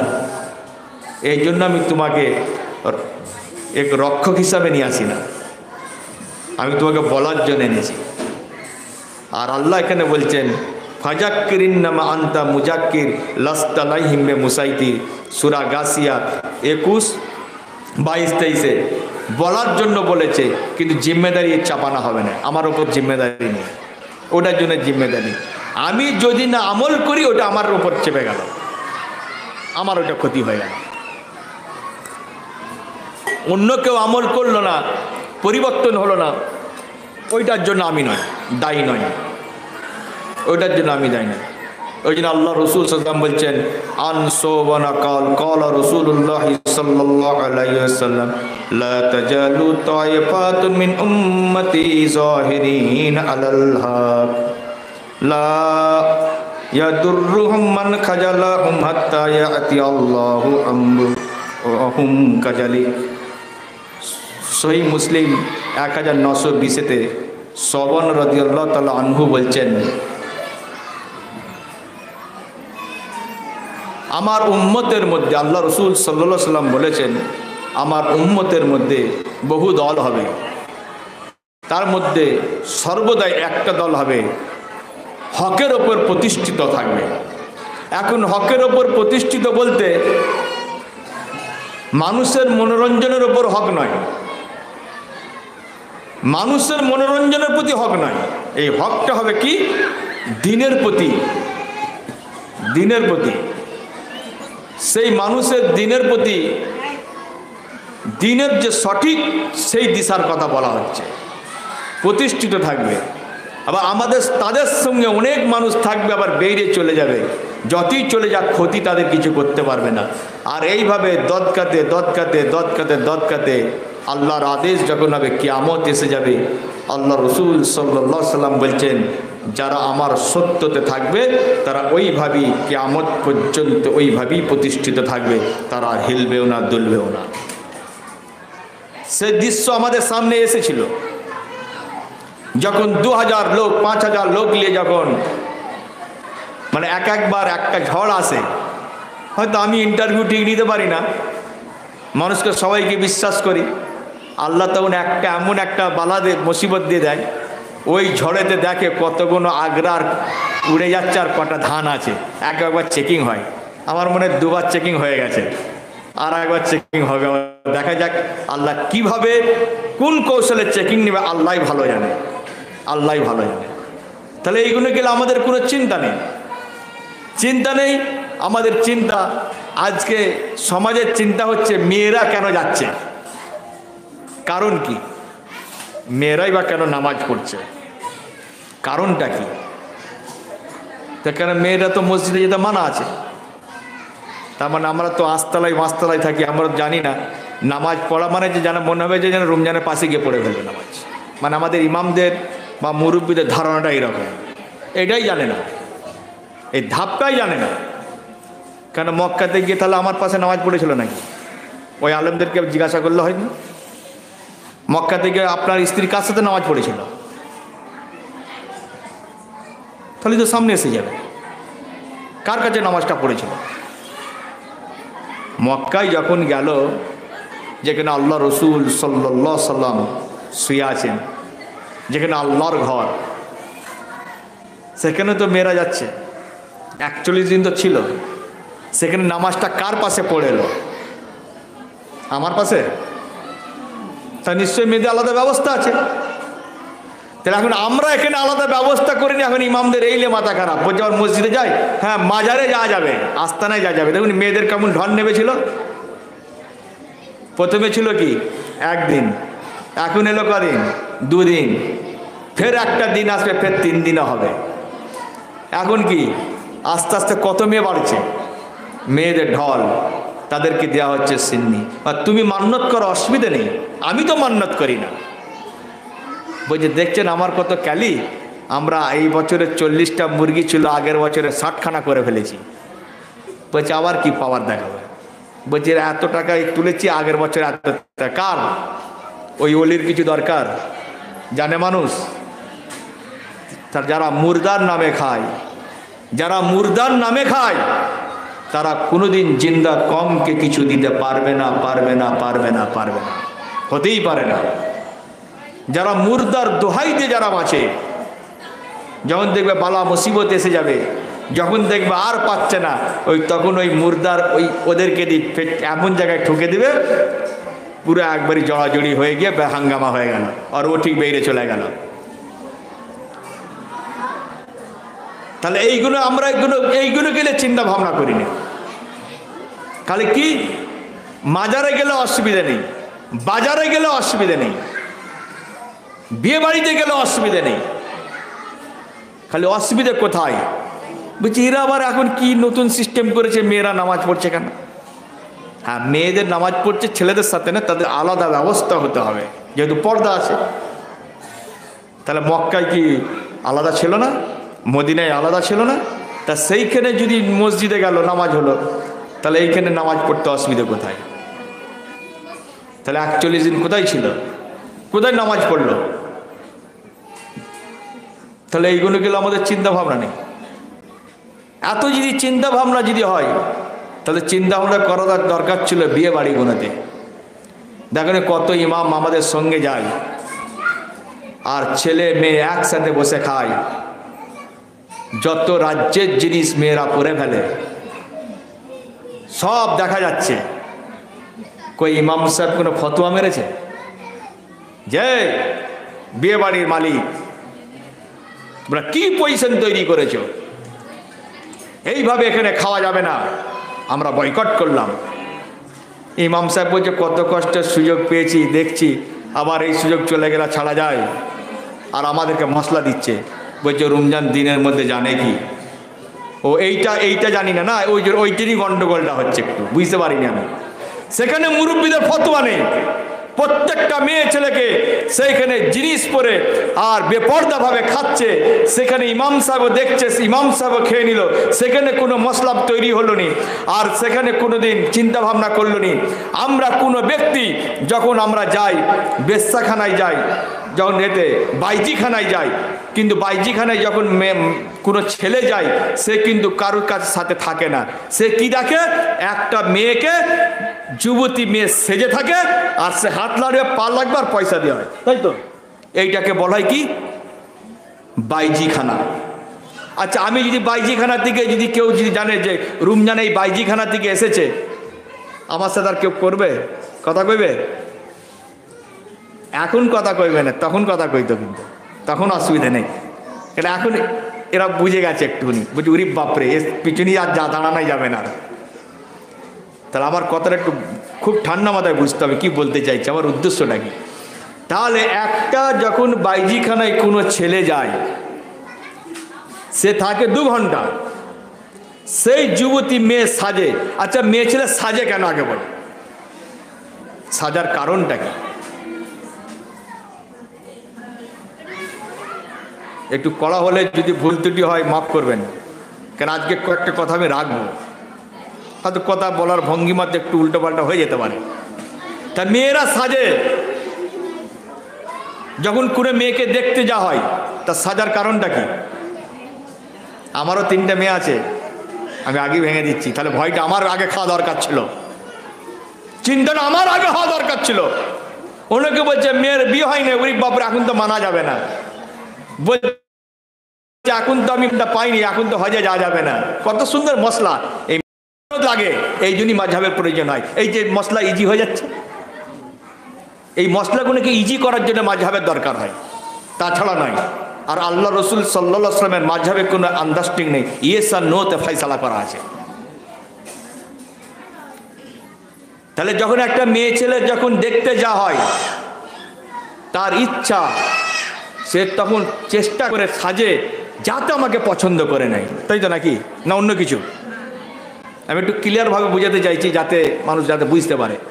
তাহলে মানুষের কি সেই ধারণাটা কি মেয়েদের, যাতে আমাকে পছন্দ করে ফেলে, যাতে আমাকে পছন্দ করে, যাতে আমাকে পছন্দ করে ফেলে, এই জন্যে সে সাজে। আর আমরা কি বলি, আমার বুনাইকে পাঠাই, আমার বুনাই যা বলবে তাই। আমি বসে আছি কেরালায়, আমি কোথাও বসে আছি? কেরালায় বসে আছি। আমি বলছি দরকার নেই, আমার বুনাই যা বলবে তাই। আমার বন্ধু যা বলবে তাই, তাই তো নাকি? ধরো এখন আমার বুনারই পছন্দ হয়ে গেল, এবার কি হবে? তাহলে মশলা ইমামদের এইখানে বার করা দরকার ছিল। মশলা শিখাচ্ছে, যদি আমার বুনার পছন্দ, যদি আমার বন্ধুর পছন্দ, তাহলে কি হবে? এইটা গেলে আমরা চিন্তা ভাবনা করি না। তাহলে এইটাকে আগে ভাবনা দরকার ছিল, এই মশলাটা কি করে সমাধান হবে। আর দেখতে আসার পর যখন দিন ধার্য হয়, তাকে সেইভাবে পুরো যৌবনকে তার সাজানো আছে। আমার বন্ধু যাচ্ছে, সে গিয়ে একটা গিফট করলো, আংটি করলো, তাই তো নাকি? আবার কেউ কেউ বললে যে একটুনি নতুন বউ চলে দেখবে না, তাকেও চলে না দেখানো হচ্ছে। আবার বিয়ে পড়াবার জন্য সাথে ইমাম সাহেব আছে, মশলাও আছে, সব রকমই আছে লোক। কে 500 টাকা দিল, কে বালতি দিল, কে লিপস্টিক দিল, সবাই গিফট দিয়ে দিল। আর সেই মেয়ে ছেলে একা বসে, 100 লোক তাকে দেখা হলো। ইমাম সাহেবের মশলা কোথায় গেল? ওই মুরব্বীদের মশলা কোথায় গেল? আর দেখে দিয়ে আমরা সবাই চলে এলাম। আর আমি যখন বাইজিখানায় গেলাম, গিয়ে 2 ঘন্টা কাটিয়ে গেলাম, বলছে যে বাইজিখানায় গেছে, কে বয়কট করে দাও। তাহলে এইটা যদি বাইজিখানায় হয়, তাহলে এইটা কি খানা? কিয়ামতে কি খানায় উঠবে? তাহলে বিয়ে বাড়ি কত ডেঞ্জার মুসলমানদের জন্য এখন পরিস্থিতি যেটা তৈরি হয়েছে, এই জন্য এই কথাটাকে নিয়ে এলাম। তাহলে ওইটা কি খানা? একটা বাইজিখানায় মেয়ের হাত পা লাড়ার জন্য কিছু পয়সা দিয়ে চলে এলাম, 2 ঘন্টা দেখে এলাম। আর আমরা যখন দিন ধার্য যাই, বড় বড় দিন ধার্য যাই, সেই মেয়ে ছেলেকে বসানো হয়, তাকেও আমরা গিফট করে আসি, সব রকম দিয়ে চলে আসি। তাহলে সেইটা কি খানা? আল্লাহ রসুল সাল্লাল্লাহু আলাইহি সাল্লামের কোন খাতায় এটা উঠবে? আল্লাহ রসুলের এটা তো কোশ্চেন আসবে। আর যখন বিয়ে বাড়ি হয়, মানে জাহান্নামের ওইটা একটা বাগিচাতেই আমরা যাই। বিয়ে বাড়ি, এখনকার বিয়ে বাড়ি জাহান্নামের বাগিচা। কেন? বেপর্দার হওয়ার কারণে, তাছাড়া না। তা বলে বিয়ে বাড়ি যাওয়া যাবে না? হ্যাঁ, যাওয়া যাবে। আমার বলার অ্যাকচুয়াল কথা বলার এখানে উদ্দেশ্যটা হচ্ছে কি, তা সেইখানে বেপর্দা হয়ে এত ওপেন টু ওপেন, তা সেইখানে একটাও আলেম ফতোয়া দিলুনি, ওখানে একবারও ঝগড়া হলো না। আর আমরা এখানে নামাজ পড়ছি, যদিও আল্লাহ রসুলের বাণী শুনছি, তাহলে এইখানে এত বিবাদটা কিসের? এই জন্য এই কথাটাকে নিয়ে আসা দরকার। আর যখন নতুন বোনাই আসে, মা কি বলে, খালা কি বলে, যেই মেয়েটাকে দেখতে ভালো, তাকে দিয়ে কাপড় আর ঝাড়নটা দিয়ে পাঠানো হয়, তাই তো নাকি? ওইটা জায়েজ আছে নাকি? যখন জোরে জামাই আসে বিয়ের পর, আমরা এটা লক্ষ্য করে দেখেছি বলে সব ঘর নয়, লক্ষ্য করে বেশিরভাগ দেখা হয়েছে, মা, খালা, চাচি বলে ওই শালিকেই পাঠায় প্রথম, জানাই ঝাড়নটা সাবানটা নিয়ে গিয়ে তোমার বোনাইকে দিয়ে আসো, গোসল করতে যাবে, তাই তো নাকি? তাহলে জেনার রাস্তা শিখালো কে দরজায় পাঠাচ্ছে?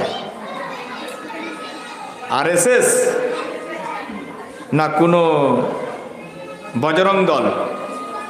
এটাই আমরা বুঝতে পারলাম না। আমি এখনো বলছি, আমারও 3খানা মেয়ে আছে, তাহলে ভয়টা আমার খাওয়া দরকার ছিল এসব কথা বলার আগে। কিন্তু তার সত্ত্বেও আমি বলছি, গোসল কখন হয়? গোসল হয় মৃত্যুর সময়, তাই তো নাকি? আমার গোসল কখন দেবে? আমার গোসল কখন দেবে? আমার গোসল যখন দেবে আমার মৃত্যুর সময়, কিন্তু অলরেডি আমার আগেই হয়ে গেছে। আমি আমার কথা বলছি, আমার হলদি মাখিয়ে গোসল দিয়ে দিয়েছে আমার বুনাই, আমার বন্ধু, আমার সব মেন আত্মীয়রা, তেমন আমার অলরেডি গোসল হয়ে গেছে। মানুষের মৃত্যু হলে গোসল করে দেওয়া হয়, আর একটা অসুস্থ হয়ে গেলে হাত পা না চললে। আর আমাদের কি হয়, মানে সুস্থতে গোসল হচ্ছে কি, হলদি মাখার পর। আমি আমার কথাটা বলছি, আমি কারুর কথা নিয়ে আসিনি, আমার অশান্তি হবে। তা আমার আগেই গোসল হয়ে গেছে, খালি কবরে যাওয়ার অপেক্ষায় আছি। বলে এখন আবার এই আলেমরা শুনে বলবে তাহলে রমজানই তো বাতিল হয়ে গেছে, বিবাহ গন্ডগোল, রমজানের বিয়ে এইভাবেই হয়েছে। হ্যাঁ, আমার বিয়ে এইভাবেই হয়েছে। আমারও গোসল হয়ে গেছে। এই এখন এবার টন কেটে বলবে তাহলে রমজানকে তো ফের নতুন করে আবার জন্ম নিতে হবে নাকি, এবার আমাকে টন কাটবে। প্রথম এটাই জানে নে, আল্লাহ রসুল সাল্লাল্লাহু আলাইহি সাল্লাম যখন দিনকে প্রতিষ্ঠিত করেছিল, আবু বকর রাদিয়াল্লাহু তাআলা বিবাহ হয়ে গেছিল না? হয় না? হয়ে গেছিল। তা তখন কি পদ্ধতিতে ছিল? তখন পদ্ধতিটা কি ছিল? তখন তো রসুলের তরিকা নাই। আল্লাহ রসুল যেখান থেকে ইসলামকে প্রতিষ্ঠিত করা হয়ে গেছে, তার আগে পিছলে রসুলকে কথাকে যারা স্বীকার করে নেবে, পিছলে যা গুনাহ থাকবে সব মাফ হয়ে গেছে অলরেডি। এটাই আমাদের ইমামরা জানে না। আর আমাকে আবার টন কেটে বলছে আগে রমজানের বিয়েটা দাও দেখি। বলে আমাদের মধ্যে ইমামরা তো বিয়ে পড়িয়েছে, আমাকে টন কাটছে। তাহলে আমি তখন উত্তরে দিয়ে বলে পাঠাচ্ছি, তাহলে আমার বিয়ে যদি এখন না হয় না, যদি বাতিল হয়, তাহলে তুমি ওইটা আমাকে টন কাটলে না, আবু বকর রাদিয়াল্লাহু তাআলা আনহুকে টন কাটা হলো। কেননা ইসলাম প্রতিষ্ঠিত হওয়ার আগে আল্লাহ রসুল সাল্লাল্লাহু আলাইহি ওয়াসাল্লামের যে সাহাবা আবু বকর আগে বিবাহ হয়ে গিয়েছিলেন, তাহলে ওইটা ওইখানে গিয়ে লাগবে, আমাকে লাগবে না। কেন? আমরা জানি না, করে ফেলেছি।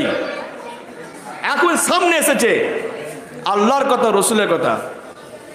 ওই জন্য বলছে ওয়াসাদ্দাকা বিল হুসনা ফাসানুয়াসসিরুহু লিল ইউসরা, আর ওয়াকাজ্জাবা বিল হুসনা ফাসানুয়াসসিরুহু লিল ইউসরা।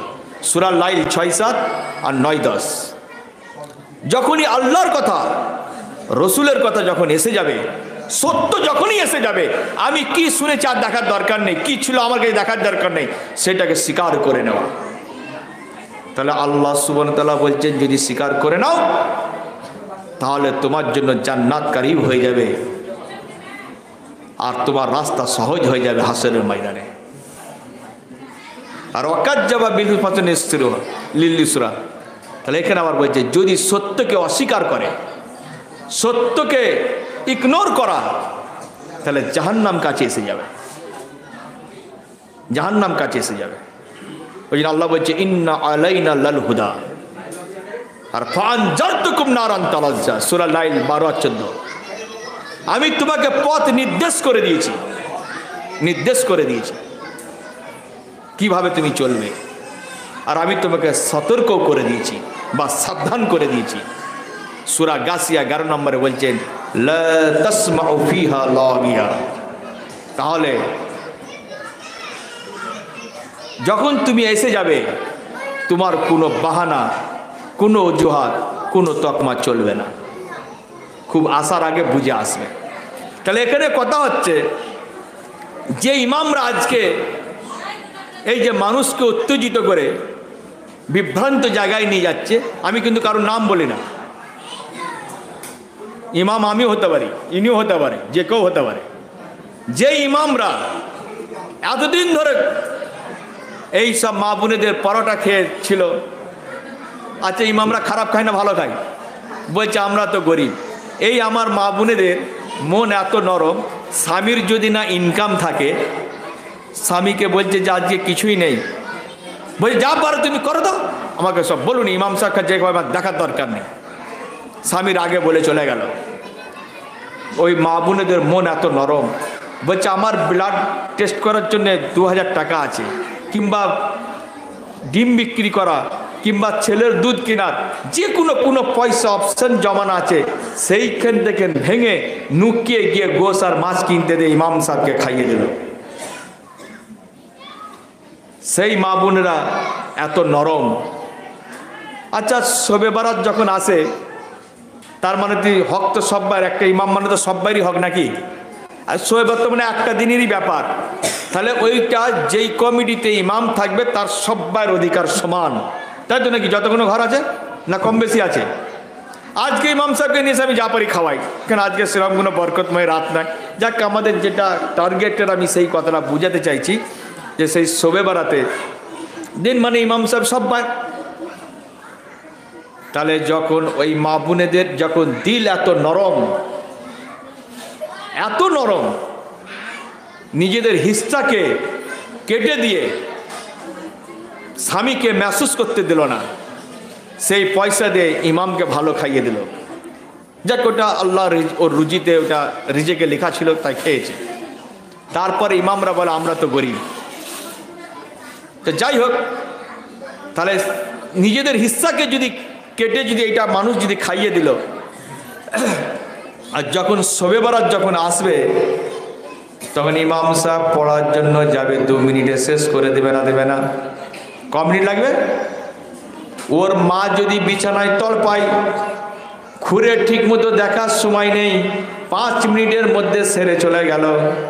তার ঘরে যদি কোনো বিমারি রোগ থাকে, কোনো ম্যান যদি অসুস্থ থাকে, ইমাম সাহেবের এত দেখার টাইম নেই, তাহলে 10 মিনিটের মধ্যে কাজ সেরে চলে যায়।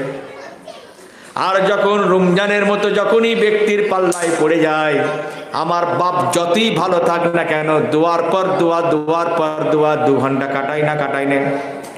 বলুক এবার, কাটাই তো? কেননা রমজান যে বড়, রমজানের ঘরেতে 1 ঘন্টা 2 ঘন্টা চলবে। আর ও গরিব, ও কত দিবে? 50 টাকা দিবে, 10 টাকা দিবে, বুঝে চাও দরকার নেই, কেন ও তো খাবে তো অন্য জায়গায়, বুঝে দরকার নেই। কোনো রকমভাবে কোথা থেকে ধরলো আর কোথায় শেষ করলে ইমাম সাহেব নিজেই জানে না। 50 টাকা জানে তো দেবে, তো আওকাত তো 50 টাকাই দেবে, কি 10 টাকা দিবে, যা দিল নিয়ে চলে গেল। আর ওই দিনে তার রমজানের ঘরে তাহলে এত লম্বা টাইম দিলে কেন? মা বোনেরা কই কোশ্চেন করা হয়েছে? হ্যাঁ, তখন কিন্তু কোশ্চেন নেই। আর যখনই দেখবে ইমাম সাহেবের চাকরি যখন চলে যাবে, এই মা বোনদেরকে লাঠিটা ধরাবার জন্য সেই রকমই ষড়যন্ত্র তৈরি করে রেখে দেয়। এটা নেতাদের কাজ, আখরাত নেতাদের এইটা কাজ। যেখানে অজু করা ঠিক মতো শেখালো না, যেখানে পর্দা ঠিক মতো শেখালো না, যেখানে আল্লাহ রসুল সাল্লাল্লাহু আলাইহি সাল্লাম যে পদ্ধতিতে ইবাদত করলো সেই ইবাদতের কথা বললো না, যেটা আমার বাপ মা দুনিয়া ছেড়ে চলে গেল সেখানে আল্লাহ রসুলের পদ্ধতিতে জিয়ারত করা শেখালো না। আর এরা বলছে আমরা আখেরাতের নেতা। এবার মানুষ চিন্তা করে দেখুক, এখন ইমামকে জিজ্ঞাসা করা হোক যে এইটা কোরআনে হাদিসে আছে, এই দোয়াটা পড়তে হয়, এই নিয়তটা পড়তে হয়, এখন বলবেন না। তাহলে না যদি হয়, তাহলে আপনি এতদিন বলেননি কেন? কোশ্চেন হবে। তাহলে আমরা কেন করতে পারছি না? কেন আমরাও সেই 2 নম্বরে দিয়ে আছি। আমরা তো ওইটা তৈরি হয়ে গেছে আমাদের, যার জন্য আমাদের হিম্মত হয় না, সাহস হয় না। আমি বারবার করে বলছি, আমার অশান্তি করার উদ্দেশ্য নয়। আমি এই কথাগুলো কেন নিয়ে আসছি, মানুষ ঠিক বুঝতে পারছে না কারণটা কি। আমি কি অশান্তিকারী করার জন্য এখানে কিছু সৃষ্টি করেছি কি? তাহলে একটা ব্যক্তি আমাকে লিখিত ঠিক মতো দিক যে আমি এটা অশান্তি করেছি। আমি যদি অশান্তিকারী হতাম তাহলে আমি মসজিদ ছাড়তাম না, মসজিদের ভিতরেই থাকতাম। অশান্তি, আমি তো অশান্তি ওইখানতে সৃষ্টি করে দিতাম। যখনই আমরা আমিন বলবো, ইমাম সাহেব আজ ভুলে যাবে, রাখতে পারবে না। আগে যে নামাজ হতো, নামাজ পরিবর্তন হয়েছে না হয়নি আশপাশের? এবার আমি যদি কোশ্চেন করি ওইটা কি আল্লাহকে দেখে হয়েছে না রমজানকে দেখে হয়েছে, উত্তর কি আছে? তাহলে আগে কি কোরআন হাদিস ঘাটা হয় না? তাহলে আগেও কোরআন হাদিস ঘাটি। কত টন কেটে কেটে কথা বলছে। তার মানে কি এখন জলসা করবার উদ্দেশ্য কি আল্লাহ রসুলের হাদিসকে গালাগালি খাওয়ানো? আমি আনছি, ও আনছে, আর কারণ কি? ওকে একটু ডোজ দাও, হাদিস কোরআনকে গালাগালি করো। তাহলে এটা তো আরএসএস করে না, এখন এত ওপেন তো আরএসএস এখন আসে না। ওই জন্য আরএসএস কি বলছে, এরা যা করছে এখন আমাদেরকে এখন চুপচাপ থাকাই দরকার, এরা নিজেরাই শেষ হয়ে যাবে। ওই জন্য কিছু কিছু আরএসএস এর নেতারা বলে যে ভাই গীতা ভগবত না পড়ে কোরআনটা পড়ে ফেলো, আর কোরআন পড়ে যখন দেখবে যে এরা কি জায়গায় আছে তোমরা নিজেরাই বুঝতে পেরে যাবে। ওই জন্য আল্লাহ সুবহানাহু ওয়া তাআলা বলেন, আফালা ইয়াতাদাব্বারুনাল কুরআনা আলাউ কানা মিন ইনদি গায়রিল্লাহ লাআজাদু ফি ইখতিলাফান কাসীরা। সূরা নিসার মধ্যে 82 নম্বর আয়াতের মধ্যে বলছেন, মানুষ যদি এই কোরআনটাকে নিয়ে চিন্তা ভাবনা করত, গবেষণা করত, আমরা যেমন পীরেদের কিতাব, ওলির কিতাব, এই মাযহাবের কিতাব, এই জামাতের কিতাব কেলে যেমন আমরা গবেষণা করি, আর যেভাবে আমরা লড়ালড়ি করি, যেভাবে আমরা ব্যাখ্যা দিয়াদি করি, এইটা যদি এইটা মানুষের এইটার মধ্যে অনেক গড়মিল হবে। কেননা আর যদি কোরআনকে নিয়ে যদি আমরা এইভাবে যদি গবেষণা করতাম তাহলে আমাদের এই পরিস্থিতি আসতো না, আমাদের এই পরিস্থিতি আসতো না। কেন চিন্তা ভাবনা করার কথা আল্লাহ যিনি বলছেন এরা কেন কোরআন নিয়ে গবেষণা করে না, এরা যদি আজ কোরআন দিয়ে কেন এটা আল্লাহ ব্যতীত অন্য কেউ নেই, তা যেটা আল্লাহ ব্যতীত কেউ নেই আল্লাহ গ্যারান্টি দিচ্ছেন। ওই জন্য আল্লাহ বলছে ওয়ালাকাদ ইয়ারসালনাল কুরআনা লিল যিকরি ফাহাল মিন মুত্তাকির, সূরা কামার 22 নম্বরে বলছেন আমি উপদেশ গ্রহণের জন্য তোমাদের জন্য কোরআনকে সহজ করে দিয়েছি। আরে কি উপদেশ গ্রহণের জন্য সহজ করেছেন তো? আর আলেম বলছে কোরআন বহুত কঠিন, বহুত কঠিন, বহুত কঠিন। এই কঠিন বলে বলে বলে বলে এই আমরা সারা জীবনে সুনাতি ঘষতে আরম্ভ করে দিয়েছি।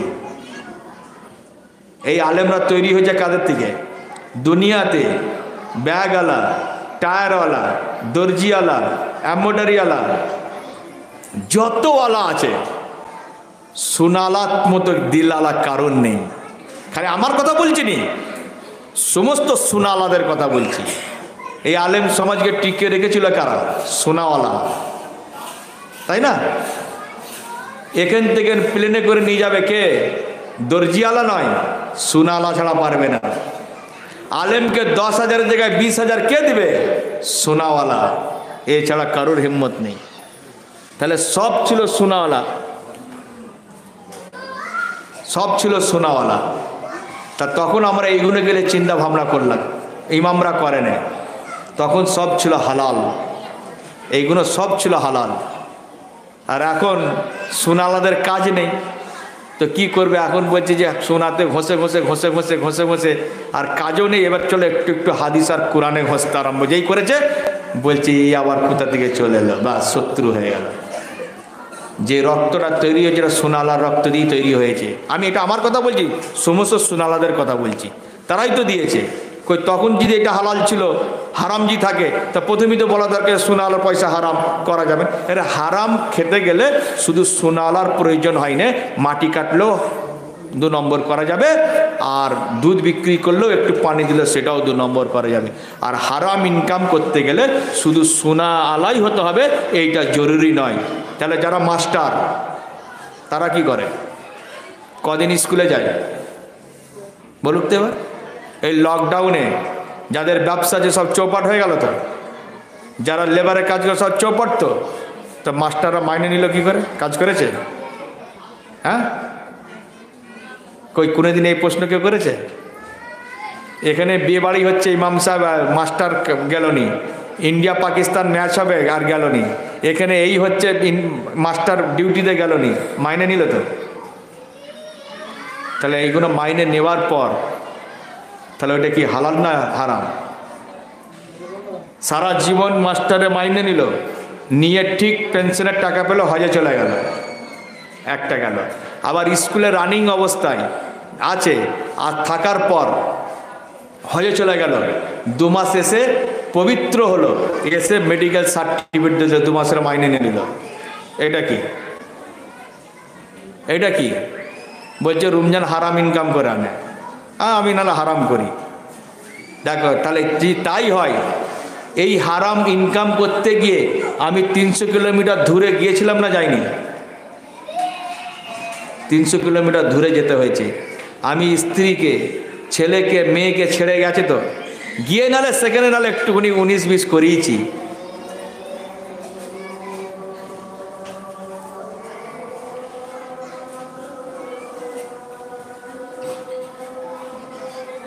বলছি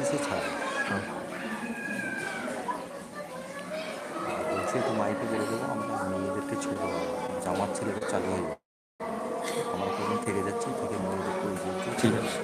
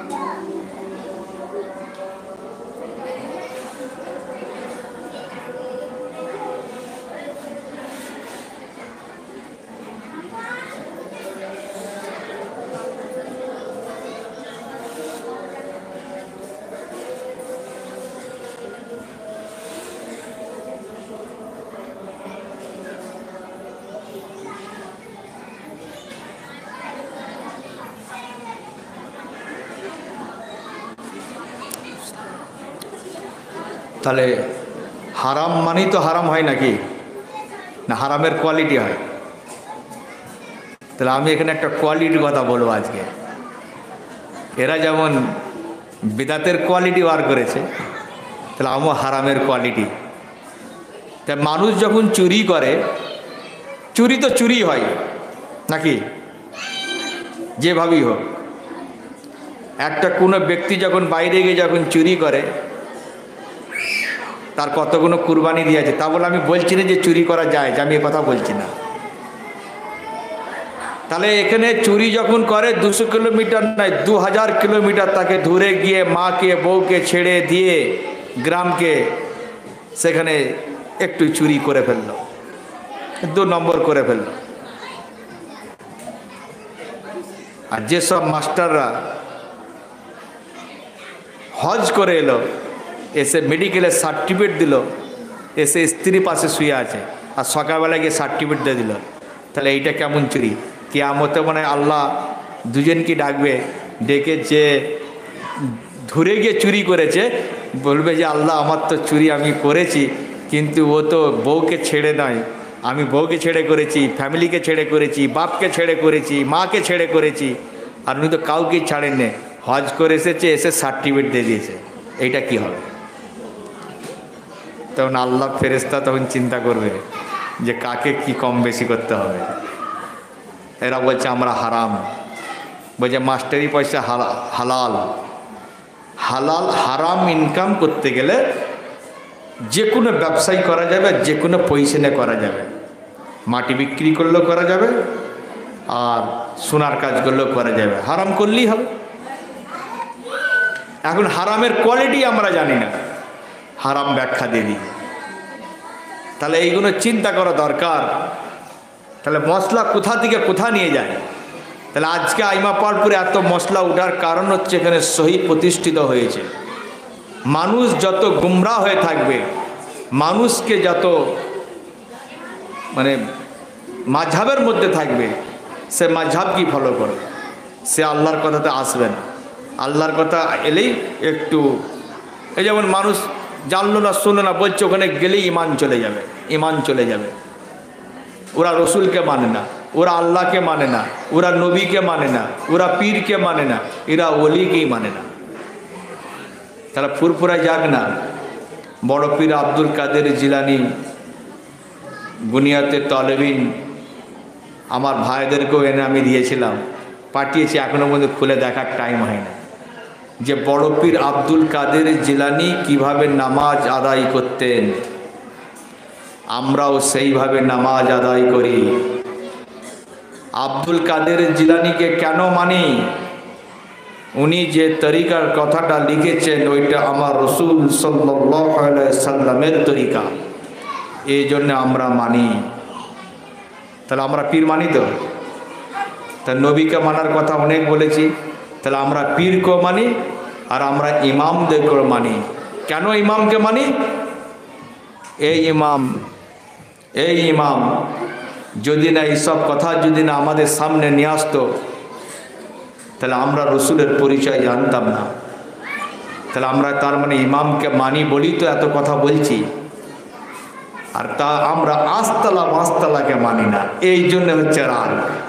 আর এরা আস্তালা বাঁশতলাটাকে কি করে, যে বলে দিল আমি উনাকে না মানার কারণে ও সমস্ত ইমামকে একই দরজা ভাবছে, একই দরজা ভাবছে, ভেবে নিয়ে বলছে এরা ইমাম মানে না, এরা পীর মানে না, এরা ওলিদেরকে মানে না, এরা অমককে মানে না, রসুলকেও মানে না। রসুলকে মানার পদ্ধতিটাই জানে না। এইখানে যে ডিসিপ্লিন কাজ চলবে, আমার তো নাকি আমার চলবে, তা নিশ্চয় আমার পাওয়ার আছে।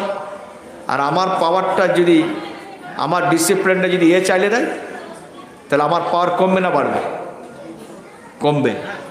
তাহলে দিনের পাওয়ার যদি অন্য কেউ যদি করে দেয়, তাহলে রসুলের ওজন কমে গেল, এইটাই মানুষ জানে না।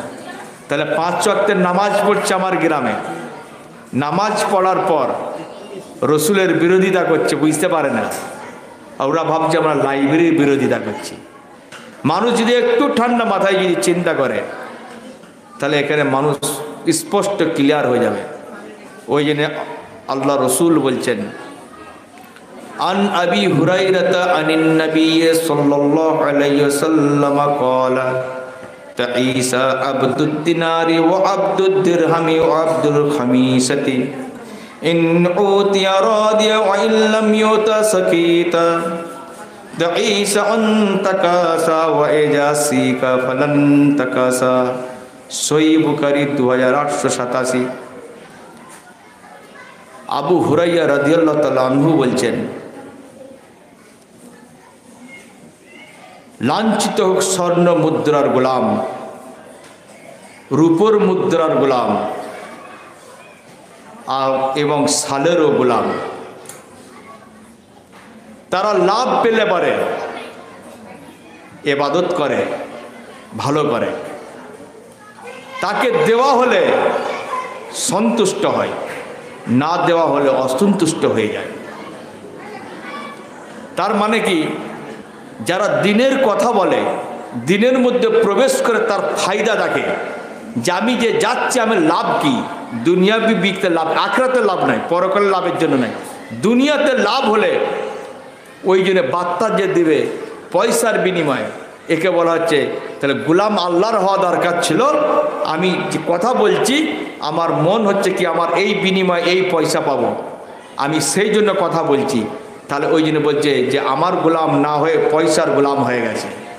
আর পয়সার গোলাম না হয়ে গিয়ে কাপড় চোপড় বস্ত্রের গোলামেরা আর রূপোর গোলাম, টাকা পয়সা অর্থ জায়গা জমির বিনিময় গোলামেতে আমরা যে কাজ করি ইসলামের মধ্যে ঢুকে, আর যখনই পাবো তখন মনটা থাকবে সন্তুষ্ট, আর যখনই রমজান দেবে না তখনই অসন্তুষ্ট, যাকে একটু ঢুকিয়ে দিলাম কি আর, তখনই দেখবে যে বেজার হয়ে যাবে, আঘাত লেগে যাবে।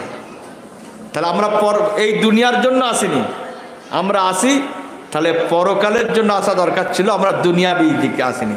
হয়তো হতে পারে সবটা আমার দ্বারা সম্ভব নয়, সম্ভব নয়, আমরা পরকালের জন্য এইসব করছি, আমরা এই দুনিয়াবি কেউ পাবে আর কেউ পাবে না।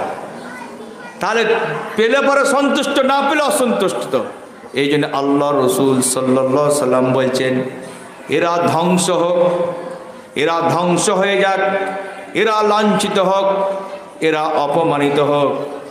আর এই সব ব্যক্তির পায়ের মধ্যে যদি কাঁটা, যদি ছিদ্র, যদি কাঁটা যদি ঢুকে যায়, ছেদ হয়ে যায়, এইটার পর্যন্ত কেউ না সহযোগিতা করে ওই সব ব্যক্তিকে যারা ইসলামের মধ্যে প্রবেশ করে আর নিজের আত্মস্বার্থকে যারা ফায়দার জন্য যারা চিন্তা ভাবনা করে, পরকালের জন্য করেন। এরা দুনিয়াবি যখনই কম পড়ে গেল তখনই দেখুন এখানেও আছে, হাট্টা লাইব্রেরি দিয়ে যাবো না, বাস রমজান ডাকলে তবে যাব। আমি এখনো বলছি জিম্মেদারি কিন্তু আমার নয়, আমরা এসেছি রসুলকে মানার জন্য, আল্লাহ রসুলের পদ্ধতিকে অবলম্বন করার জন্য। তাহলে সহিহ বুখারী 2887-তে আল্লাহর আবু হুরাইরা রাদিয়াল্লাহু আনহু বললেন যে ইসলামের যখন কেউ কথা বলে সে আল্লাহর গোলামিতে কথা বলে না, সে পয়সার গোলামিতে কথা বলে। যারা পেলে পরে সন্তুষ্ট, দেখুন যখনই আল্লাহর কথা বলবে, যখনই একটু ভালো দিয়ে দিল তখন সন্তুষ্ট হয়ে গেল, আর যখনই না দিবে কি হলো, বুঝতে আর ওখানে আর যাওয়াই যাবে না।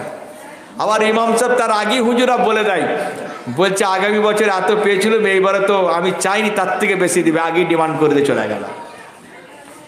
যেখানে দুটো জলসা হয়, একটা জলসায় সেখানে দুখানা করে দিল কে, আরএসএস কমিটির মধ্যে বিবাদ যখনই লেগে যাবে, ইমাম সাহেব হুজুর বুঝতে পেরে গেলে তখন বলে দিয়ে চলে যায় যে আগামী বছর ওই ব্যক্তিরা ডাকলে পর আমি যাবোই যাবো ইনশাল্লাহ, পয়সা দিক আর না দিক। তখনই দুটো, এখন সব এক একটা এইভাবে দুটো তিনটে করে সব জলসা হয়ে যাচ্ছে। কেন? এইগুলো হচ্ছে ইনকামের ফান্দা তৈরি করে দিয়েছে। পয়সা কার? আমার। তৈরি হচ্ছে কার?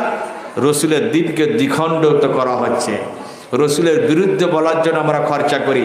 আর আল্লাহ রসুল বলছেন কি পয়সা খরচা করতে হবে আমার দিনকে প্রতিষ্ঠিতের জন্য।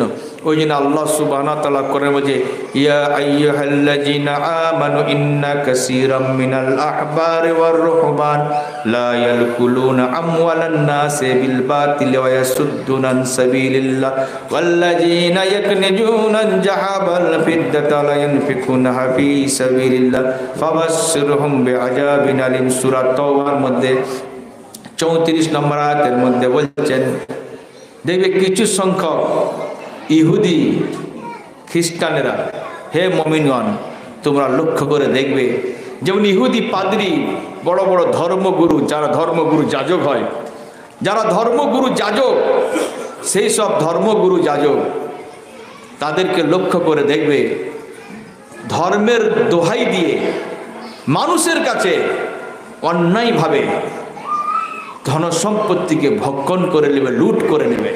কিসের মাধ্যমে? ধর্মের কথা বলে, দোহাই দিয়ে এমন বলবে তোমাদের ধনসম্পদ খাজানাকে লুট করে নেবে। তারপরে কি করবে? এমন এমন বার্তা দিবে, আল্লাহর সাথে আর কানেকশান থাকবে না, মানুষের সাথে কানেকশান জুড়ে যাবে। আল্লাহকে ভয় লাগবে না, মানুষদেরকে ভয় লাগবে। তারপরে কি হবে? বিচ্ছিন্ন হয়ে যাবে। আবার কিছু সংখ্যক যারা পয়সাকে জমা করে রেখে দিবে, যারা অর্থকে দিনের প্রতিষ্ঠিতের জন্য যারা ব্যয় করে না, খরচা করে না, তাদেরকে আল্লাহ বলছেন, আল্লাহ বলছে, হে মুহাম্মদ সাল্লাল্লাহু আলাইহি ওয়াসাল্লাম, তুমি দুনিয়াকে এদেরকে সুসংবাদ দাও, জাহান্নামের শাস্তির সুসংবাদ দাও, এদের জন্য জাহান্নাম। তার মানে দিনকে প্রতিষ্ঠিত করার জন্য কি খরচা করতে বলছে? পয়সা দেওয়ার কথা আছে, নেওয়ার কথা নেই। দিনকে প্রতিষ্ঠিতের জন্য পয়সার খরচা করতে বলেছে, ব্যয় করতে বলেছে, নেওয়ার কথা নেই। আমি তো পয়সা নিইনি, আমি তো খরচা করেছি, তাহলে আমার সাথে এত রাগ দিছে? আল্লাহ তো নিষিদ্ধ করছে। সূরা বাকারা 174 তো তাই বলছে, দিনের কথা বলে পয়সা নেওয়া যাবে না, আমার কথা বলে পয়সা নেওয়া যাবে। যাক, তাই বুঝতেই পারা গেল না। আমরা ইবাদত করব আল্লাহ রসুল সাল্লাল্লাহু আলাইহি সাল্লামের মতো। এবার এইটার দিকে কেউ আসবে, কেউ যাবে, কেউ ফিরে চলে যাবে, বহু রকম হবে। এ রাগ আমার উপর দেখে কিছু লাভ হবে না। আমার কাছে কথা হচ্ছে, দিনটা কার? যদি কেউ রমজানের মনে করে, তাহলে সেও বেঈমান হয়ে গেল, তারও আর ঈমান রইল না। দিন আমার নয়, আমার ব্যক্তিগত ভুল থাকবে। লোক যে যা বলছে, কথা অনেক বলবে, আগে এইসব হতুনি রিপোর্ট, এখন আসবে অনেক রিপোর্ট আসবে, তো এইগুলোকে আমাদেরকেও সহ্য করতে হচ্ছে। যেসব কাজ না করার পরও ইলজাম এসে যায়, আমাদেরকে এগুলো মানতে হচ্ছে। কারণ যেহেতু ইসলামের কথা বলছি, অনেক ঝুঁকি আসবে, অনেক কেস হয়ে গেছে, থাকবে। কেন? সত্য যদি না বলতাম, তাহলে এত ঝামেলা হতো না। তাই এর জন্য আমরা কেন ভেঙে পড়ব? দিনটা হবে আল্লাহর দিন, রসুলকে যে পদ্ধতিতে দেওয়া হয়েছে সেই পদ্ধতি ইবাদত করব। আর যদি রসুলের পদ্ধতি না হয় জাহান্নাম। একটু যদি মানুষ যদি খুলে দেখে, একটু যদি চিন্তা ভাবনা করে, মানুষ অটোমেটিক ক্লিয়ার হয়ে যাবে, মানুষের কাছে ইজি হয়ে যাবে, একদম পরিষ্কারভাবে বোঝা যাবে। যেহেতু আমরা জমি জায়গা সব খতিয়ান ধরে যদি চেক করি, আর ইসলাম যদি আমার রসুল করেছেন কেন এর খতিয়ান আছে, যদি আমরা চিন্তা করি, আল্লাহর রহমত, তবে আল্লাহ অবশ্যই আমাদেরকে বোঝার জ্ঞান দিয়ে দিবে। যেহেতু কোরআন সহজ, কোরআন কিন্তু কঠিন নয়, আমরা কঠিন ভাবছি। আকুল হাজা আস্তাগফিরুল্লাহ।